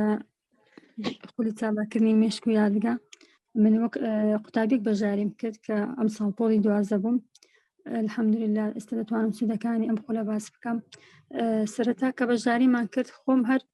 بر لە بەشداریکردن بە دوای شتێکی ئاوا دەگەڕام کە مێشکمان فراوان بکەنی وا بکەین کە بە ماوەیەکی کەم لەبەری بکەین بە ماوەیەکی کەم بچێتە مێشکمانەوە بە ماسی زۆریش بمێنێتەوە هەردەم لە دوو شتێکی ئاوا بم کە هەواڵی وستنی ئەو خۆلم بەبێ دووت لێ بەشدار بم بەڵام نایشارمەوە سەرەتا کە بەشداریم کرد و هەموو ڕاهێنان تەکنیکەکان کە مامۆستا دەیفەرموو ئاوا بکەن ئاوا بکەن یعنی زۆر لە دڵم گران بوو یان هیچ قەناعەتی پێی نەبوو کە چۆن دەبێ شتێکی ئاوا مێشکمان فراوان بکە یعنی بیرکردنەوەمان فراوان بکە خێرابینیمان زیاد بکە یان یادگەی بیستینمان بەرەپێشەوە ڕاستی ئەو شتانەم یعنی زۆر لەلا بەڵێ مامۆستاگیان فەرمۆ عفوا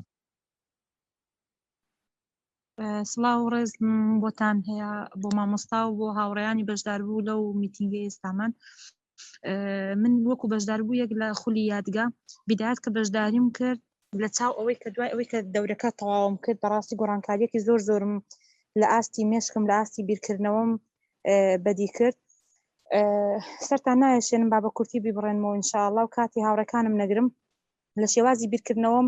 زۆر گۆڕام الحەمدولله چونکە بیدایەت پێش بەشداریکردنم حاڵەتی بیرکردنەوەی من زۆر نەرێنی بوو سەبارەت بە یادگەم هەرچیم لەبەر بکردایە دەمگوت ناتوانم یان ئەوم کردبوو یاسا لە مێشکی خۆم لەبەری دەکەم بەڵام لەبیرم دەچێتەوە الحەمدولله ئەو شتە بەتەواتی لە مێشکی من سراوەتەوە ئێستا ئەو قەناعەتم نەماوە ئێستا قەناعەتی من ئەوەیە کە دەڵم دەتوانم لەبەری بکەم و لەبەرشی دەکەم دەمێنێتە سەر هەوڵدان و تەواو و لە لەبەرکردنی ناو الحەمدولله زۆر باش بووم پێشترە کەسێکم بدیتکە تعارفمان دەکرد پاش مایە دیسان ناوەکەیم لەبیر دەچەوە چەند جار وا تووشی خەجاڵەتی دەبووم نەمدەتوانی یعنی پێی بڵێم و پێم شەرم بوو بڵێم ئەرێ ناوەکە چی بوو یان دوسێ جارم لێ دەپرسیەوە وای لێ داهاتە پێم عەیب بوو دیسان پێی بڵێم ئەو کاتە بە شێوازی ڕەمز یان بە شێوازی دادا یان خوشکە بەوانە بانگم دەکرد ئێستا الحەمدولله هەر کەس تعارف دەکەین دەتوانم ناوەکان لەبەر بکەم و هیچ کێشەیەکم لە لەبەرکردنی ناو نەماوە سپاس بەخوای گەورە و تەرکیزم بە ڕادیەک باش بوو لە حاڵ بۆ گوێگرتن پێشتر هەندێک قارئ هەبوو کە جوم لە ڕادەگرتن بەڕاستی تاقەت گوێڕاگرتنم نەبوو لایەن دەمگوت ئاخر چۆن ئەو قارئە ئەوەندە سەریع دەخوێنێ من ناتوانم تەرکیز بکەم ناتوانم لەمانە ئاەتەکان تێبگەم ئێستا لە دوای ئەوەی تەواوبوونی ئەو دەورەیە ئەو قارئەی کە پێشتر دەمگوت زۆر سەریع دەخوێنێ و ناتوانم تەرکیز بکەم ئێستا هەر زۆر پێم هێواشە یعنی ئێستا بیر دەکەم و دەڵێم باشە پێشتر ئەو قارئە چی بوو من دەمگوت سەریع لە خوێنەوە ئەسڵەن هەر سەریع نییە و لەبەرکردنی ژمارە پێشتر بۆ ڕادەی ئێستا باش نەبووم الحەمدولله گۆڕانکاریەکی زۆر باشم لە ئاستی مێشکی خۆمدا بەدی دەکەم لەوەی کە لەبەرکردنی ژمارە زۆر خێرا بوومە و کاتی زۆر کەمم پێویستە و لە ڕووی نەفسیەوە الحەمدولله یعنی ئەوە فەزلی خوای گەورەیە و یعنی بە حەدێک ئاسوودەیی بەدڵم بەخشیوە ئەو دەورەیە کە لە ڕووی نفسیەوە زۆر مرتاح بووم. جاران بەڕاستی زۆر گلەیم لە خۆم بوو، دایم زەمی خۆمم دەکرد، دایم لەومی خۆمم دەکرد، دەمگوت تو بۆ نمونە کەسایەتیت ئەو هەیە، تو بۆ شێوەی بیر دەکەیەوە، ئەوەندە نەرێنی. گلەیم لە خۆم هەبوو بەڵام نەمدەزانی چۆن چاکی کەم. و بەردەوامیش دوعام دەکردم، گوت یا ڕەبی ڕێگەیەکم نیشان دێ کە تێدا بتوانم زاکیرەم باشکەم، مێشکم فراوان بێ، بە ئاسانی شتەکان وەرگرم. باوەڕکە یعنی چەندین ئەگەر بڵم چەندین ساڵە من ئەو دوعایم کردەوە، یا ڕەبی زاکیرەم باشکەی، مێشکم فراوان کە شتەکان بە ئاسانی لەبەرکەم. قەنەعەتم وایە ئەوە دوعای خۆمە قوبوڵ بۆ خوای گەورە ئەو دەورەی بە من ناسان کە تێدا ئەوەی کە دوعام بۆی دەکرد بە فەزلی ئەو پێمی بەخشی. یعنی بەڕاستی سوزدەی شکری دەوێ و الحەمدولیلای دەوێ من بە ئەمانەتی دەزانم لەسەر شانی خۆم کە دەوروبەرم کە سوکارمی لە ئاگادارکەمەوە بەڵێ ئەو شتێک کە باسی دەکەن لە یادگا زۆر کەم باس کراوە. یعنی لە نیعمەتەکان ئەوەش نیعمەتی خوای گەورە نایدا بە هەموو کەسێک. یعنی دەبێت دوعا بکەین خوای گەورە ئەو شتە بکاتە قسمەتمان و هێز و توانامان پێ ببەخشێ و ئێمە خۆشمان هەوڵی بۆ بدەین. الحەمدولیلا من بەش بە حاڵی خۆم یعنی ئامۆژگاری هەموو کەسێکی دەوروبەری نزیک خۆم دەکەم، ئەوانەی کە دەیان ناسم، ئەوانش لە ڕێی فەیسبووکەوە یعنی پێیانم گوتووە بەڕاستی زۆر سوودی لێ دەبینن و تەکید زەرری لێ ناکەن. مەڵم پارەکەی زۆرە، یعنی بە حەدێک ئاسوودەیەک بە دەروونت دەبەخشێ پارەکەی هەر هیچ نییە. دەبینین چەندین کەسی دەوڵەمەند زۆرترین پارە سەرف دەکەن بۆ بەدەستێنانی هەندێک خۆشی لە ژیانیان. بۆ نمونە دەچنە وڵاتێک سەردانێک دەکەن بۆ وڵاتێکی دەرەوە بەدیان دەفتەر دۆلار سەرف دەکەن بۆی ساتێک بەخۆشی بەسەر بەرن، ساتێک لە ڕووی نفسیەوە مرتاح بن. بەڵام بەبێ ئەوەی ئێمە لێرە ئەوەندە ڕێگا دوورە ببڕین و بەبێ ئەوەی کە ئەوەندە مەسروفە زۆرە بکەین ئەو ئاسوودەیە کە ئەوان لە دووی دەگەڕێن ئێمە بەدەستمان خستووە. بەڕاستی هەندێک جار حەز ناکەم وەک حەز نەکردنەکە چۆن وەک ئەوەی کە بۆ من ئێمە لێ بێ بەش نەبین. دەڵێم ئەگەر کەسە دەوڵەمەندەکان هەموو بزانن ئەو ئاسوودەیە نفسی کە لەو دەورەیەدا بەدی دەکەن، بزانن لەو دەورەیە بەدیدێ بەڕاستی جێگەی ئێمەی کەسان ئێمە ناڵین هەژارین، بەڵام ئاسی دەوڵەمەندیش زۆرە. لەبەر دەوڵەمەندەکان احتیمال جێگەی ئێمە نەبێتەوە، ئەوان بە حکمی ئەوەی کە بۆ نمونە لەوانەیە لە ڕووی مادی و دەستیان زیاتر بڕوا نهێڵن ئەو ئاسوودەیە بە ئێمە بگا. هەم ئاسوودەی ڕۆحی، هەم ئاسوودەی لە شێوازی بیرکردنەوە و لە ڕووی نفسیەوە بەڕاستی زۆر فەرقی پێ دەکەن. حتا بەشداریش نەبن ئەو گۆڕانکاریە یعنی بە زمانی منەوە ئەو گۆڕانکاری هەست پێ ناکەن. یعنی لەوانەیە لە قسەکردنەکانم حەقی تەواو بەستایشکردنی ئەو دەورەیە نەدەم، نەتوانم ئەو کەسە بێ بەشداری بکە جا دەزانێ ئەسڵن قسەکانی من هەر زۆر کەم مەستایشەکانی من بۆ ئەو دەورەی هەر زۆر کەم لە تا ئەوەی کە خۆی بەدی دەکا. السلام علیکم ورحمة الله. سلام ورحمة الله. دەستچاو خۆش بە دکتۆر گیان. من دکتۆرە خۆی بەشی طبی تاو کردووە. سپاس بۆ خوای گەورە ئەو ئارامی و ئاسوودەی دەرونی بەدەستهێناوە، کۆمەڵێک نتیجەی زۆر جوانشی بەدەستهێناوە لەبەرکردنی ناو و لەبەرکردنی ژمارەوە حتا لە قورئانیشە. سپاس بۆ خوای گەورە پێوان پێشتوتە لە کەمتر لە 10 دقە لەبەرکردنی لاپەڕەیەکە کە پێشتر زۆر بوو. ساڵتان خۆش بە ڕەبی سەرکەوتوو بن ئینشاءالله. هەمووتان هیوادارم هەمووتان وەکو دکتۆرە وەکو شەنگەخان پلەی زۆر باش بەدەست بێنن. یەکێکتر لە بەشداریەکان پێی خۆشە بەشداری کە ئەسما خان پێمان خۆشە پێش خولەکە چۆن بووی، دوای خولەکە چۆن بووی لە خوێندن لەبەرکردن تێگەشتن، ئەگەر بە باسێکی ژیانی خۆت بکەیت و ئەو خەڵکەمان تێبگەینی کە خولەکە چۆنە بە عەمەلی. السلام عليكم مامسەگان. سلام ورحمة الله. سڵاو ڕێزم هەیە بۆ هەموو ئەوانەی کە بەشدار بوون، هەموو ئەوانەی کە لە خەمی خۆیانن و هەوڵێن کە خۆیان بەرەو باشتر برن و ژیانی خۆیان بگۆڕن. من بەشدار بووم لە خولەکە، ئەتوانم بڵێم لە خولێکا بەشدار بووم کە خۆلی گۆڕانکاری ژیانە، نەک خۆلی باشکردنی یادگا. گرنگترین شت کە لە منە ڕوویدا بێ گۆڕانکاریکردنی منە لە سعیکردنا بوو. تاکە ئامانجی من کە بەشدار بووم ئەوە بوو کە ئەمەویست لە کاتێکی کەمە سعیەکی باش بکەم و دەرەجەیەکی باش بەدەست بێنم. ناخۆشترین شت بۆ من لە پۆل 11 بووم کە نیوەی ساڵەکەی تەواوی هەڵی خۆمیە، ڕۆژانە 12 ساعت سعیمە کرد، چاوەڕێی دەرەجەیەکی زۆر باش بووم، بەڵام 88 بواتەوە. لە کاتێکا بەقەدەر سعیەکەی من زۆر کەم بوو. لەو کاتەوە بێئومێدی ڕووی لە من کرد و وتم کە ئیتر ئاستی من لە 80 ناچێتە سەرەوە. ئەسڵەن من ئیسە بۆ 90 نابم، ئەسڵەن من کەسێک نیم کە زیرەک بم. عنی وازیشم لەوە هێنا کە باش مشتی خۆم باش بکەم، سعی باش بکەم. لە پۆلی 12 سعیەکی ئەوتۆم نەکرد، هەر وازم لە سعیکردنەوە هەموو شتێک هێنابوو. الحەمدولیلا لە ماوەی ئەم 3 مانگەیە ئەو شتانی کە بینیومە هەموو ئەو گۆڕانکاری هەموو ئەو فکرانی کە لە مێشکما بوو هەمووی سڕیەوە. لە سەرەتا کە بەشدار بووم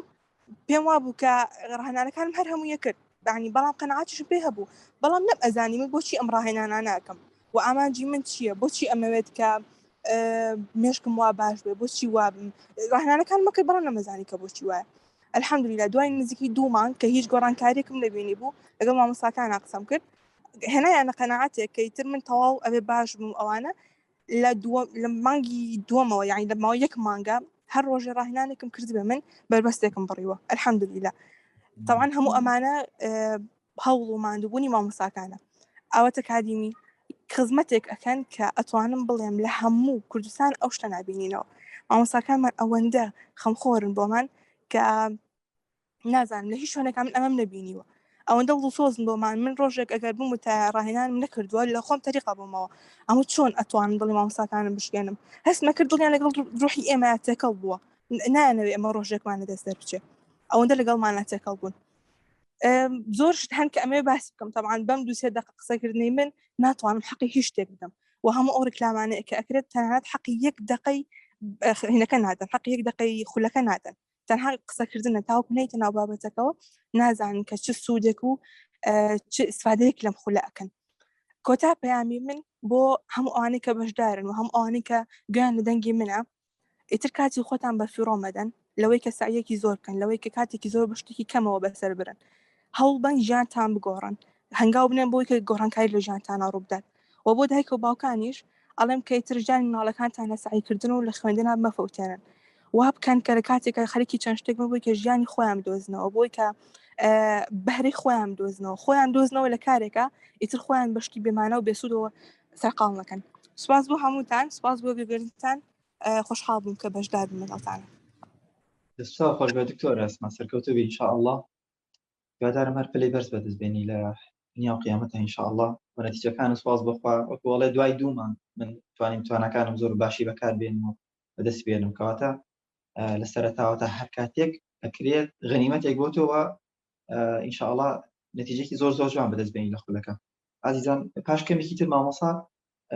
ئەوە دێتەوە خزمەتان باسی ئەوە کە چۆن کێشەی پۆلی دووەمە چارەسەرەکرێت 1-2 بەشداربێکی تر وەرئەگرین وەکو ئەوانی تر باسی خۆیان بکەن ئینشاءالله و پێتان بڵێن کە پێشتر چۆن بوون و چیان بەدەستهێناوە کاک مستەفا گیان دوایەوەش بەڕێزم دوای جوابی هەموو پرسیارەکانتان دەینەوە ئینشاءالله هەر پرسیارێکتان نەبوو لەسەر کاتی خولەکە چۆنەتی بەڕێوەبردنی خولەکە چیتان پێکرێت چیتان پێشکەشەکرێت هەموویتان ئینشاءالله جواب بدەینەوە کاک مستەفا گیان ئەتەوێ مداخەلە بکەیت فەرمایکە کراوەتەوە السلام عليكم وصلاة أيان مستنام أمري أيان فرمو إذن هي زواج السلام عليكم يا أبو همو جيران بو واني كنيران من بيان دلن براستي أمشو شويكي مجوية كوانديران وقريبيسي كومالك بابتي أزمون دبن كسانك لخودي خوان داو أزمونان برزستا كروا دمي بكورتي خالق باسكم لسلام خولا وكو حقتك وأمانتك علمي وأمانتك بۆی کە ئەوەی بخۆمان پێ خۆشە بەڕاستی بۆ دەوربەرمان بۆوانەی کە گوێبیستی ئەو جۆرە خولانە بوون پێم گێنم 4 خاڵ باز دەکەم بە کورتی خاڵی یەکەمیان بەڕاستی لێرەکانە لەم خولەدا ئێمە ئەو زانست و زانیاری دەربارەی مێشکی یادگا و دەربارەی چۆنێتی تەرکیز و سەرنج و هەموو بابەتانی کە لە خول یاخود لە کتاب یاخود لە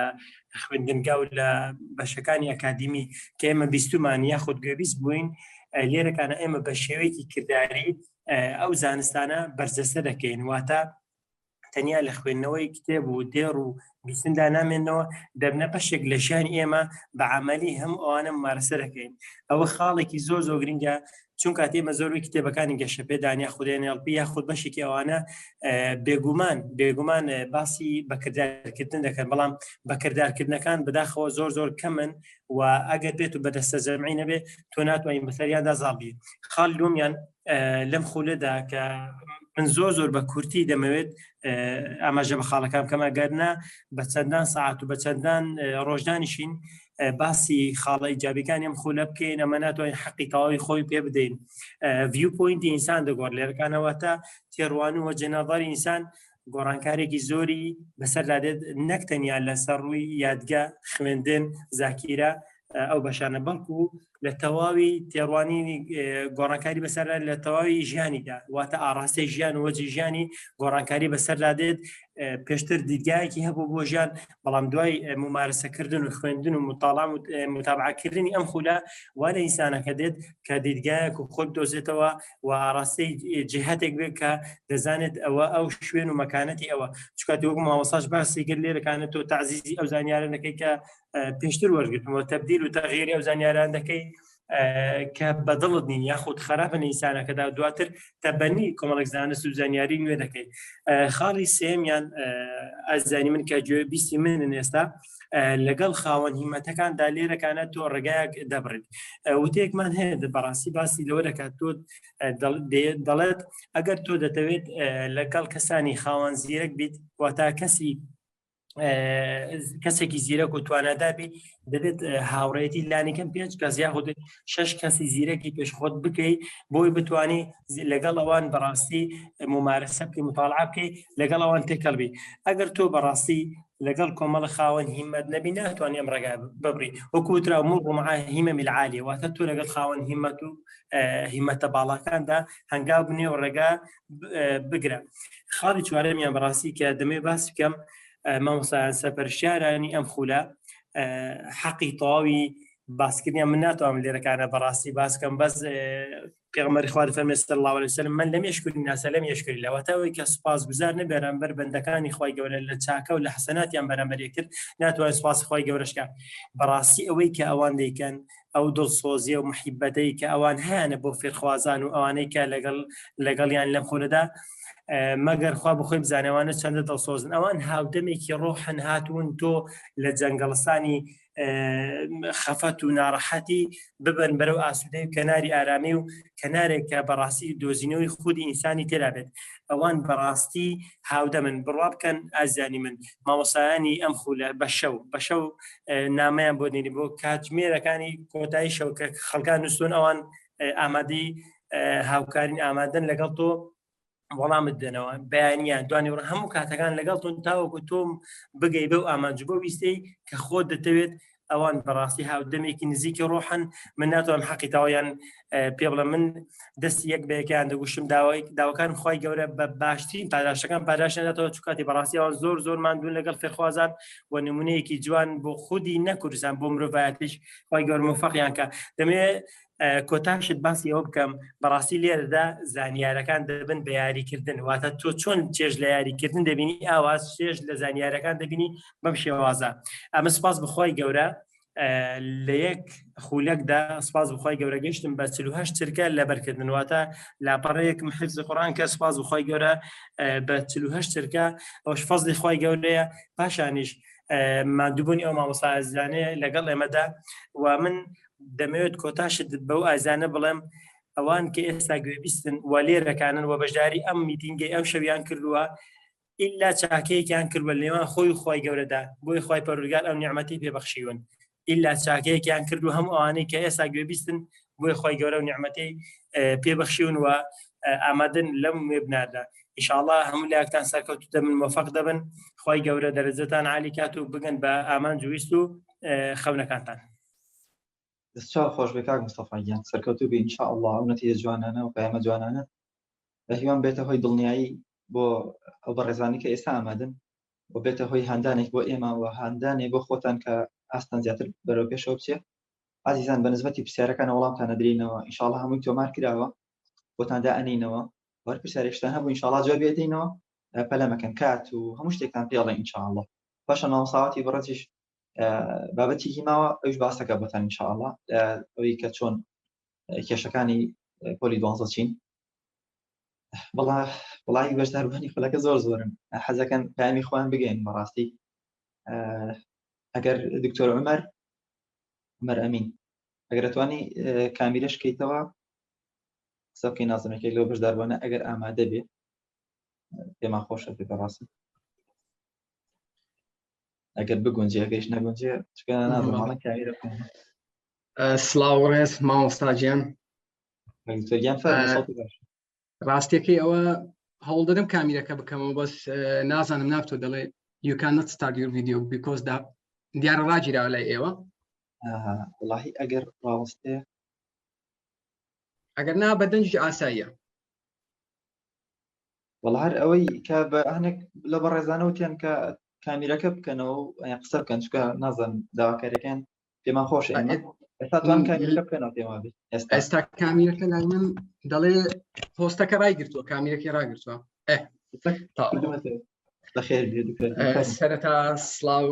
لە جەناب و لە جەناب مامۆستا ئاوات و هەموو ستافە بەڕێزەکەی ئاوەت ئەکادمی بەڕاستی سەرەتا دەمەوێت سوپاس و دەستخۆشی خۆم پێتان بگەینم بۆ ئەو جوهدە زۆر و ماندیبوونی کەوا تا ئەو لە حەزەی لەگەر ئێمە دەیچێژن و چەشتوتانە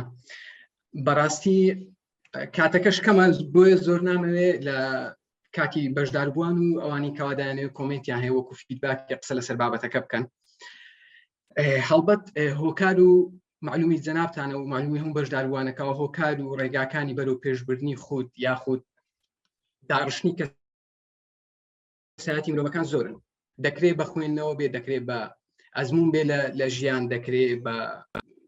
کۆرس بێ یان بە خود بێت جا هۆکارەکان زۆرن بەڵام لێرە خاڵەکی زۆر گرنگ هەیە ئایا هەموو ئینسانێک بۆی دەردەکەوێت بە ئەزمونەکی دوور و درێژ و توولانی بگاتە ئەو ئەنجامانی کەوە کەسانێک پێگەیشتون بە کاتێکی زووتر یاخود تەمەن ڕێدەدا بۆ نمونە نمونەیەک لەسەر بێنەوە کەسێک کە دەستە دەورێکی زمانی ئینگلیزی بێت یان عەرەبی بێت دەکرێت و کەسە لە ماوەی 6 مانگ یاخود ساڵێک دەورەکە بکە ئەگەر هەفتەی بۆ نمونە 2 ڕۆژ بەشداری تێدا بکە دەکرێت دەورەکە بکاتە دەورێکی چڕوپڕ و ئینتێنس با بڵێن هەفتەی 3 بۆ 5 بەشداری بکات ئەو کاتە 12 مانگێکە ساڵیەکە دەکرێت ببێتە 6 مانگ 6 مانگەکەش دەکرێت کەم بکرێتەوە بۆ 3 مانگ مەبەستی ئەو دەورەی چالاکردنی یادگە و پەرەپێدان بە توانای زیهنیەکان cognitive abilities یان cognitive با بڵێن skills هەمان شتە کەوا ئەو ئاوات ئەکادمی کاری لەسەر دەکات بەڕاستی ئەمن نامەوێت بێن باسی ئەو شتانە بکەم کەوا لە بەرنامەکەی هاتیە لە با بڵێن لەوەی کەوا لە پێشەکی ئێوەش باستان کرد تەنیا ویستم چەند ئاوتلاینێک چەند سەرەدایەک بەشداربووان بدەم کەوا بخۆم لە ئەزمموی شخصی خۆم سوودم لێ دیتە سەرەتا ئەوە قسەی لەسەر نییە کەوا ئەو ستافە مادوونە ناسەی خولی یاگە پێی هەستاون بەڕاستی مادوونە ناسانە بەردەوام لە هەموو کاتێک بە هەموو شێوەیەک لەگەڵ بەشداربووان خەریکن جا من وەکو بەشداربێک دەمێ ئەوەشتان پێڕابگەینم لێرەوە ئەو دەورە خۆی لە خۆی داوا دیارەکەوە مامۆستا لەگەڵ هەموو بەشداربووانە بەڵام زۆر جار دەبتە 1-to-1 هەندێک دەورە هەیە یان هەندێک کۆنساڵتیشن هەیە کە یەک لە بۆ یەکە بە تایبەتی لە بواری بزنس کۆچێک هەیە ڕاهێنەرێک هەیە بە تەنیا لەگەڵ تۆدا دەنیشن بۆ ماوەی نیو سعاتێک یان زیاتر کەمتر ئەو دەورە زۆر جار وای لێ دێتن لە نزیکەوە هەست دەکەی کەوا پەیوەندیان لەگەڵت هەیە جا بۆ هەمووان وایە ئەوە نازانم بەڵام زۆربەی کات ئەوە ڕوویداوە لە بەشداربووانی تریش دەتانم بڵێن بیستومە ئەوەی وەکو خۆم لە ئەزمموی شخصی خۆم سوودم لێبینەوە ویستم باسی چەند ئەو بابەتە بکەم سەرەتا من وەکو خۆم بەهۆی سەرقاڵی و بەهۆی هەندێک کاروبارەوە توانیم 120 بۆ چلی دەورەکە تەکنیک و ڕێگاکانی جێبەجێ بکەم 20 بۆ چل لەگەڵ ئەو 20 بۆ چلە ئەو سوودانێکەوە لێم بینون یەکێک لە سوودانە زمان پاراوی نەک بەس لە زمانی دای بۆکو زمانی کوردی بەڵکو لە هەموو زمانەکان کە دەیزانیت ئینگلیزیە عەرەبیە تورکیە یاخود هەر زمانێکی ترە بۆ خۆم بە ئەزمموی کەسی خۆم ئەزمموی شخصی خۆم بە شتەدا ڕۆیشتم و تەنانەت زۆر پێشم سیر بوو دەوروبەرەکەشم هەستیان بۆ گۆڕانکاری کردووە خاڵێکی دی توانای خەیاڵکردن ئیماجینیشن زۆر بەهێز دەکاتن یعنی ئەتوو لە قسەکردن کاتێک قسە دەکەی هەندێک نمونە دەهینیەوە باشە لەو نمونانە لوتبەردە دەکەی کەوا توانای وێناکردن و توانای خەیاڵکردن چەند بەهێز بووە خاڵێکی دی توانای لەبەرکردن و با بڵێن باشتربوونی لەبەرکردن و خێراتربوون لێ ئەوەش لە هەمان کاتدا زۆر بەرەو پێش دەچێت تا ڕادەکی باش. ئەوەی کە لەلانی دەرونیۆش زۆر پێم گریم بکەوە جەختی لەسەر بکەمەوە ئەویش ئەوەیە کەەوە توانای ئەوەی کە پێ دەڵێن سێلف کۆنفیدنس یان سێلف ئیستیمتمانە بەخۆبوون ئەوەش لە مرۆڤ زۆر زۆر زیاد دەکاتن. یعنی نازانم پەیوەندێک لە نێوان یادگەهەیە جاری نەگەیشتم و نەتیجە وەکو دکتۆرێکی موقیم، بەڵام ئەوە تێدەگەم کەەوە هەز بە گۆڕانکاری دەکەم لەسەر خۆم کەەوە توانای متمانە بەخۆبوون و توانای قسەکردن و توانای دەربڕین و توانای گزارشکردن لە بابەتەکان بە شێوەیەکی فراوان زۆر زۆر بەرەو پێش چووە. جا بەوە کۆتایی پێوێنم قسەیەکی ئینگلیزی هەیە دەڵێ بە ناوی ئەبراهام لینکۆڵن دەکەوەی سەرۆکی ئەمریکا کە دەڵێ if I had 8 hours to chop down a tree I would spend 6 hours sharpening my axe. دەڵێ ئەگەر 8 سعاتم هەبوایە بۆ باڵین بۆ لێکردنەوەی دارێک بۆ پارچەکردنی دارێک لەو 8 ساعتە 6 ساعتم بە تیژکردنەوەی تەورەکەم بەسەر دەبرد. باشە؟ جا بەڕاستی من دەتوانم بڵێم ئەو دەورە دەستپێکێکە لە بۆ هەموو ئەو بابەتانی لە بۆ هەموو ئەو شتانی کەوە ئەو فیلدانێکەوە مرۆڤ لە مێشتی باشە چزای فێربوون بێ چزای بابەتی بزنس بێ چزای بابەتی حسابیات بێ هەر بابەتێک هەر بوارێکەوە مرۆڤ دەیەوێ فێری بی ئەو دەورەوەیە هەر دەورەیەکی یادگە بە تایبەتی ئەو دەورەیە باشە دەستپێکێکی زۆر زۆر زۆر باشە بۆ ئەوەی کاتەکان بۆ کورت بکات و بە ماوەی خێراتر و کەمتر بتوانی فێرە ئەو دەورەیە بی یان ئەو بوارە بیکاوە دەتەوێت کاری تێدا بکەیت. بەڕاستی وەکو کۆتا قسە ئاوات ئەکادیمی ئەمن لە 2020ەوە لەگەر کۆڕۆنای ئاشنایەتیم پیا کرد لەگەڵیان دید و تەسەوراتی من بەرامبەر بە هەموو ئەو شتانی کەوا پێشتر لە لام کەڵەکە بوو بە زۆر بیرکردانەوەکەوە ئایا مستەوای دەوراتی کوردی مستەوای خولەکانی کوردی چۆنە تا چەند بەهێزە لەگەڵ کۆرسێرا و یودێمی و ئەو بابە ئەو وێبسایتانەی تر ئەو بربەستەی شکان یعنی ئەو بەستەڵەکەی بە تەواوی هەپرون و تەفروت و ناکرد. دووبارە و سێبارە زۆر سوپاسی ستافەمان دوونە ناسەکەی ئاوات ئەکادیمی دەکەم جەناب مامۆستا ئاوات کە بەردەوام لەگەڵمان خەریکە مامۆستا عەتا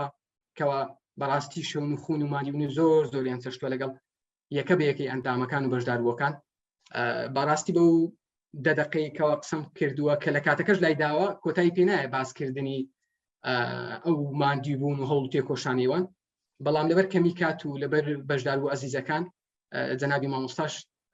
نامێ زیاتر بێ هیوای سەرکەوتم بە هەموو بەشداربووان دەخوازم ڕێگایکی زۆر دووستان گرتوۆتە بەر هەمووی ناڵێم هەمووی بەڵام زوو لەبەرەوەی دیراسەم نەکردووە بەڵام زۆربەی زۆری تەکنیک و ئەو ڕێگایانی کەەوە باز دەکرێت لەو دەورەیە ئێڤیدنس بیسدا ئەگەر ئێڤیدنس بیس دیژنەبی تاقی کراوەتەوە ئەگە تاقیش بەلای کەمی لەسەر دایان کەس تاقی کراوەتەوە و بەندەیەکەکە لەو کەسانێکەوە سوورێکی زۆرمان لێبینی و دووبارە زۆر زۆر سوپاسی هەموو لایەک دەکەم و سوپاس بۆ جێگرتنتان. دەستفاتان خۆش بێ دکتۆر مەریان سەرکەوتووی بەڕاستی زۆر خۆشحاڵم کە لەگەڵمانە بی بەڕێزان خۆشحاڵیە کە لە خولێکی ئاوایدا ژینگەیەکی وا دروسە بێ لە مناڵی 11 ساڵەوە کە ئێمە پێڵێن پیا بچووکەکان و ئەفرەتە بچووکەن هەتاوەکو هەموو ئاست و چینەکانی تایە بەڕاستی هەتا 40-50 ساڵ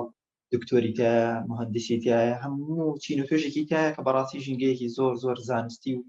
زۆر قوڵ و خۆش دروستەکە الحەمدولله کاگتۆریش و یەکێکە لە ئەوانی خۆی پزیشکە و ئەزمموی خۆی لەگەڵتان باس کرد زۆر خۆشحاڵ بووین کە گوێمان سەڵتی بوو. بەڕێزان ئازیزان و خۆشەویستان دەست چاوتان خۆش بێ خوا خوشحاڵم کە گوێم لە سەڵتی بەشداربووەکان و ئازیزانە بوو و ئێوەی بەڕێزیش ئەگەر جوابێکی کورتی پرسیارەکان بینەوە ئازیزان ئەو پرسیارانەی کە زەرور و گرنگن ئەڵێ ئەوانەی هەنێک پرسیارێکە لە جیاوازی چالاکردنی مێشک ئاستی هەمووان لەگەڵ پۆلی دوانسەکە چییە؟ خۆشەویستان هەمووی هەدەفەکەی مێشکە بەهێزکردنی مێشک و چالاکردنەوەی مێشکە کاتە تۆ مێشک و بەهێز کرد چالاک کردەوە ئەگەر فیتەرێک بی ئەگەر فڕۆکەوانێک بی ئەگەر مهندسێک و پزیشکێک بی مامۆسایەک بی یعنی تەمەنێکی کەمیشو هەبێ هەر کەسێک لە ماڵەوە بی کاتە تۆ هەدەفەکە مێشکتە مێشک بۆ هەموو کەسێک بەکاردێت کاتە هەدەفی یەکەم مێشک بە قۆت ئەکرێ و بەهێز ئەکرێ و خێراکرێتەوە. پاشان جیاوازی چییە بۆ پۆلی دوانزەکان؟ جیاوازی پۆلی دوانزەکان ئەوەیە کە خولی چالاکردنی مێژ بۆ ئاستی هەمووان دوو مامۆسایە بەڕێز مامۆستا ئاواتە و لەگەڵ من و ستافەکەی پاتەڕێوە بەڵام خولی چالاکردنی مێژ دکتۆرە شایستەشتیە کە لە پۆلی 12 خۆی سەڵی هێناوە نەبری سەڵ و ڕاهێنەری یادگەیە بۆ پزیشکە و ئێستاش پزیشکیشی تەواو کردووە الحەمدولیلا لە زانکۆ ئەوش دەرس دەداتەوە و تەکنیکانتان فێرەکە چۆن تەطبیقی یەک و چۆن سەرکەوتووە بی مامۆستا کەلتومان لەگەڵاکە ئەوشتێکە لە مامۆستاکان ئەویش ینی فێتانەکە چۆن بخوێنی کە لە پۆلی 12 خۆی نمرێکی زۆر بەرزی بەدەستێناوە دەرچووی گروپی یەکەمە و لە گروپی دۆمیشە ئەدوین و هاوکار و مامۆستا بووە ئەوش هاوکارتان ئەبێ و کۆمەڵێک ڕاهێنانی زۆر تایبەتتان پێەکە بۆی ینی بە شێوەیەکی جیاوازتر بێت کەواتە لەسەر منهەجەکان تەطبیقات ئەکرێت بەڵام منهەج ناخوێنرێت بەڵام هەر کەسێک خولەکە بخوێنێت ینی ئیستیغنا ئەبێ بێپێویستە بێ لەوەی کە خولی بەهێزکردن و کۆمەڵی بابەتی هەیە بیخوێنێت بەڵکو مێشکی ئەوەنە بەهێزە بێتەوە ئەتوانێت هەر معلوماتەکان بە خێرایی لەبەرکە بە خێرایی تێبگەیە و سەرکەوتوو بێ ئینشاءالله کەواتە جیاوازەکەی یەکەم مێشک و بەهێزکردنی مێشک و چالاکردنیوەتی دوای ئەوەش بە عەمەلی پۆلی 12ەکان لەسەر منهەجەکان شتەکان تەطبیقەکەین بەڵام هەردوو لایەن هەمان شت ئەخوێن منهەجەکە ئەخوێن بەڵام پۆلی 12ەکان کەمێک زیاتر عزیزان بەنسبەتی کاتەکەشێوە کاتی خولەکەمان وەکو پۆلی 12ەکان 5 ڕۆژ 5 شەو لە هەفتەیەکە لە گروپی یەکەمیانە شەوان لە 9 بۆ 11 نەخەت شەممە و یەکشەمە تاوەکو چوارشەمە بۆ ئەم گروپە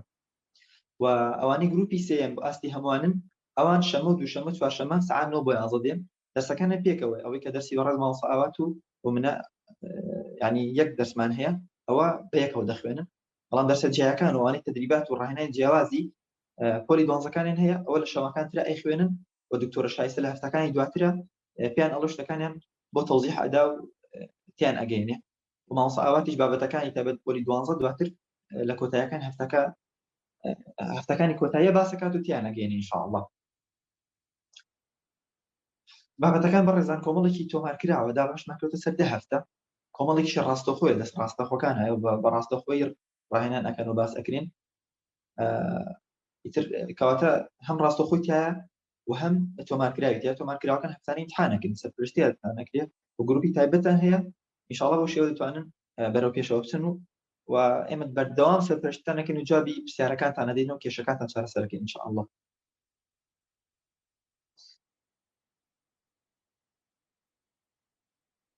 یەکێک لەو بەڕێزانە ئەڵێ من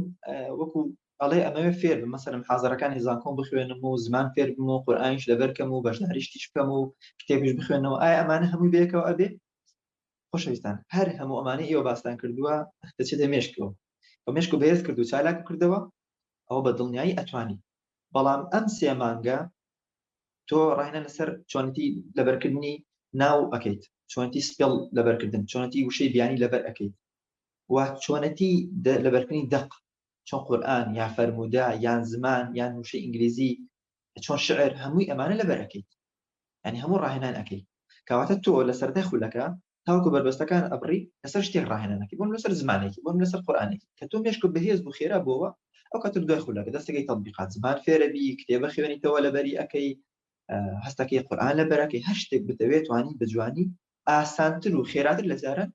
فێری ئەبی بەڵێ ئەتوانی هەر هەمووی فێربی فێربوونیش و خێرا بێتەوە تێگەیشتنش و خێرا بێتەوە بەڵام دوای ئەوەی هەموو تەکنیکان و مێشک و بوژایەوە ئەو کاتە بە دڵنیاییەوە ئینشاءالله دەتوانی ئەوانە بکەی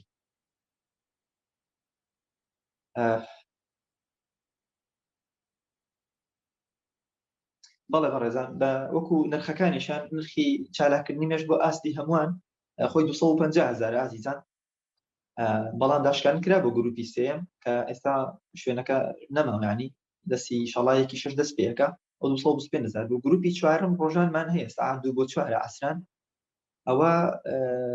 ئێش لە هەفتەیەکە 3 ڕۆژە هەمان بابەتەکان و تەرتیبات دەخوێننەوە ئەو گروپی چوارەمە بە 235,000 ئەین داشکانی کەمێک کراوە دەتوانن ئینشاءالله ناو خۆتان تۆمارکەن هەر کاتێک گروپ تەشکیل بوو دەست پێکەن ئینشاءالله و گروپی پۆلی 12ەکان لەبەرەوەی چوار مامۆسایە وانەکانیان زۆرترە و بەشتەکانیان زۆر تۆ زانستر و دقیقترە بۆ زانکۆ دوای زانکۆش استفادەی لێکن نەک تەنها بڵێ یەک وانەیە ینی خەڵک بۆ یەک وانە 400-500 دلارەدا بەڵام بۆ پۆلی 12ەکان خولێکی کامل ئەخوێنی بە چوار مامۆسا و دکتۆر و کەسانی تایبەتەوە ئەو کاتە نرخەکەی بە 300 دلار 3 وەرەقە تەنهادانراوە داشکان بۆ گروپی یەکەم کراوە بە 200 دلار ینی 100 دلار داشکان کراوە ئەتوانی فریایکەوی وا لە گروپی یەکە فریاکە چونکە لە گروپی یەکەمی پۆلی چالاکردنیمەش بۆ ئاستی هەمووان گروپی یەکەم 180,000 بوو ئێستا بۆ 235,000 کەواتە توانی ئەو هەلە بخۆزیتەوە بەڕێزە. اللهم صل على محمد. بەڕێزان لە نیاخان دەستی بەرزە کردێتەوە ئەگەر پرسیارت هەیە هەرموو پرسیارەکە بکەم مایکەم داوا بێت.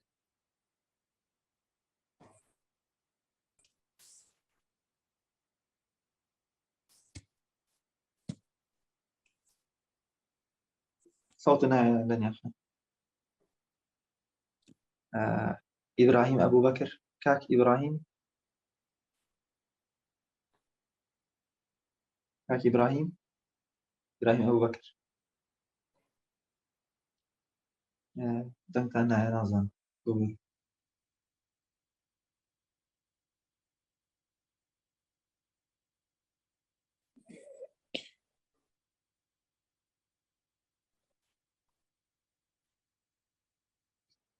هەورین ئیبراهیم ئەبوو بەکر نازانم ببوو ئەتوان بە چات بینوسن بەڕێزان ئەتوان بە چات بینوسن ئینشاءڵڵا شتێکە زەرور بوو جۆرتانە دەینەوە.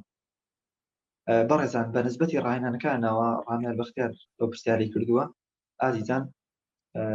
ئەتوا لە ڕۆژێکە 3 بۆ 4 سەعات ڕاهێنانتان پێویستە بێجگە لە محافەزەتەکان 3 بۆ 4 سەعات ڕاهێنانتان پێویستە 20 سەعاتتر بۆ خۆت خەریکی ژیانی خۆ بە 3-4 سەعات بدە خۆت ئەم 2 مانگ و 3 مانگە دوایە خۆت ئەبینیتەوە کە بەڕاستی چەند کاتێ بۆ ئەگەڕێتەوە. چۆن ناوتۆمارکردن بەڕێزان ناوە بۆ من بنێرن لە تەلیگرام یان بۆ پیجی ئاوات ئەکادمی بنێرن ئینشاءڵڵا جوابتانە دێنەوە ناوتان تۆمارەکەین بەسەر چاو. نرخەکانیش نرخەکان بەڕێزان بۆ پۆلی دوانزەکان وەکوتمان $300 بەڵام داشکردن بۆ گروپی یەکەم کراوە بە $200 گروپی چوارەمیش کراوەتەوە بۆ خول ئاستی هەمووان ئەو بە 235,000 بۆ نرخەکەی 250,000 بەڵام داشکردن کراوە بۆ ئەوەندە توانن بە قستی پێشداری لە 1/6 ئینشاءڵڵا دەست پێکە 1/6 تێست و هەڵسەنگاندن بۆ یادگەتانەکرێت دوای ڕۆژەکانتان پێ ئەڵێن ئینشاءڵڵا بەڕێزان لەم چەند ڕۆژە فرسەتە بۆ ئەوی ناوی خۆتان بنووسن. کاک ئیسماعیل علی ئەڵێ بۆ پۆلی دوانزەکان چەند مانگە 10 هەفتەیە 2 مانگنی بۆ 3 مانگە بەس جاری وای پشوویەکی تی ئەەکەی هەفتەیەک 10 ڕۆژ ڕەنگە بگەیتە 3 مانگ ئینشاءڵڵا. لەبەرچی هەمووان ناکەن لەبەرەوە دەرسەکانیان جیاوازە بەڕێزان کەسێکە خوێندنی تاوا کردو بۆچی بابەتی خوێنی تاوا کردو بۆچی بابەتی پۆلی دوانزە بخوێنێ بەڵێ ئەوانەی کە پۆلی دوانزە نین 235,000 بۆ ئەوانە بەڵێ هیچ جیاوازێکیان نیە گروپی 3 و 4 جیاوازێکیان نییە هەمان دەرس و بابەت ئەخوێننەوە چۆن گروپی 1 و 2 خوێن 3 و 4 هەمووی ئەخوێننەوە ئینشاءڵڵا. خوشحاڵم بەڕێزان هەر پرسیارێکترتان بۆ ئینشاءڵڵا بیکەن ئەگەر مامۆستای بەڕێز ئامادەی مامۆستاوات مایکەتان پێ بدەم مامۆستاگیان مایکراوەتەوە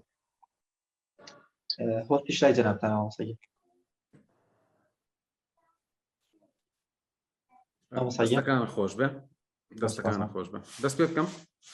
فەرموو مامۆستاگیان بەڵێ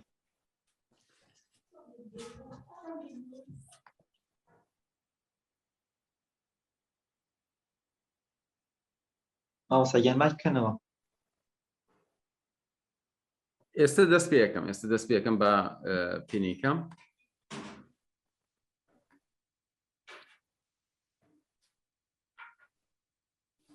بە ناوی خۆی گەورە. خۆشەویستان و ئازیزان کات درەنگە بەڵام ئەوەی کە پێویستە من وەڵامی بەمەوە ئەو پرسیارەیە ئایا بۆ پۆلی دوانزەکان ئێمە ئەتوانین چی بکەین؟ ڕاستیەکەی پۆلی دوانزە لەگەڵ ئەم بابەتە ئێمە ئەتوانین بڵین کێشەیەک هەیە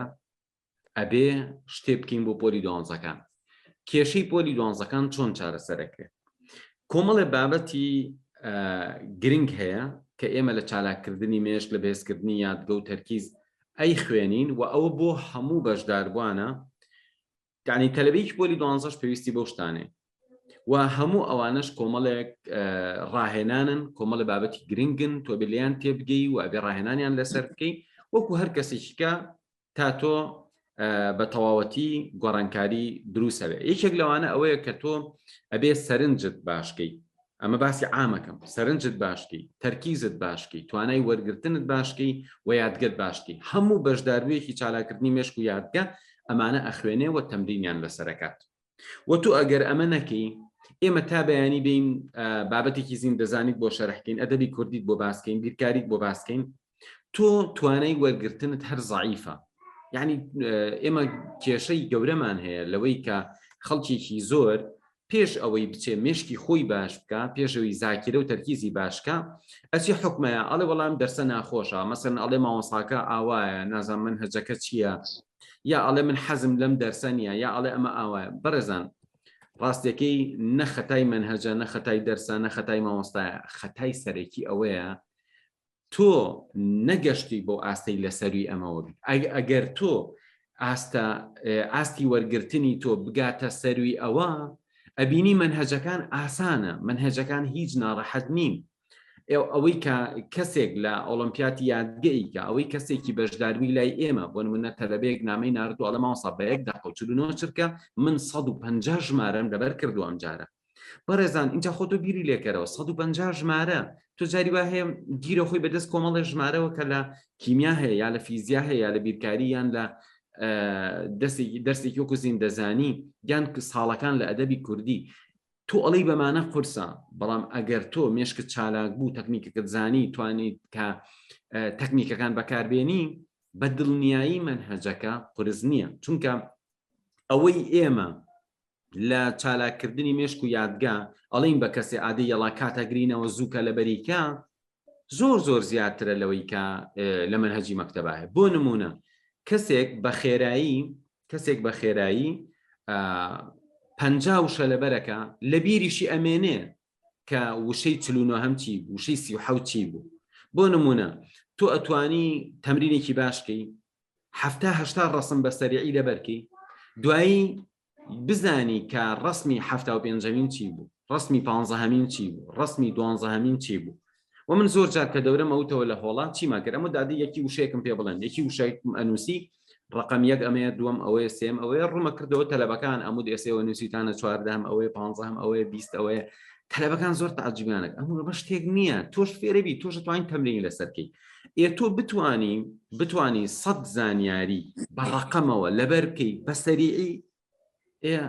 کەی لە مەکتەب ڕۆژێ لە ڕۆژان داواکاریەکەەوە قورس بووە بڵێ ئادەی پرسیاری فلان هۆکارەکانی فلانم بۆ بڵێ خاڵی چوارەم،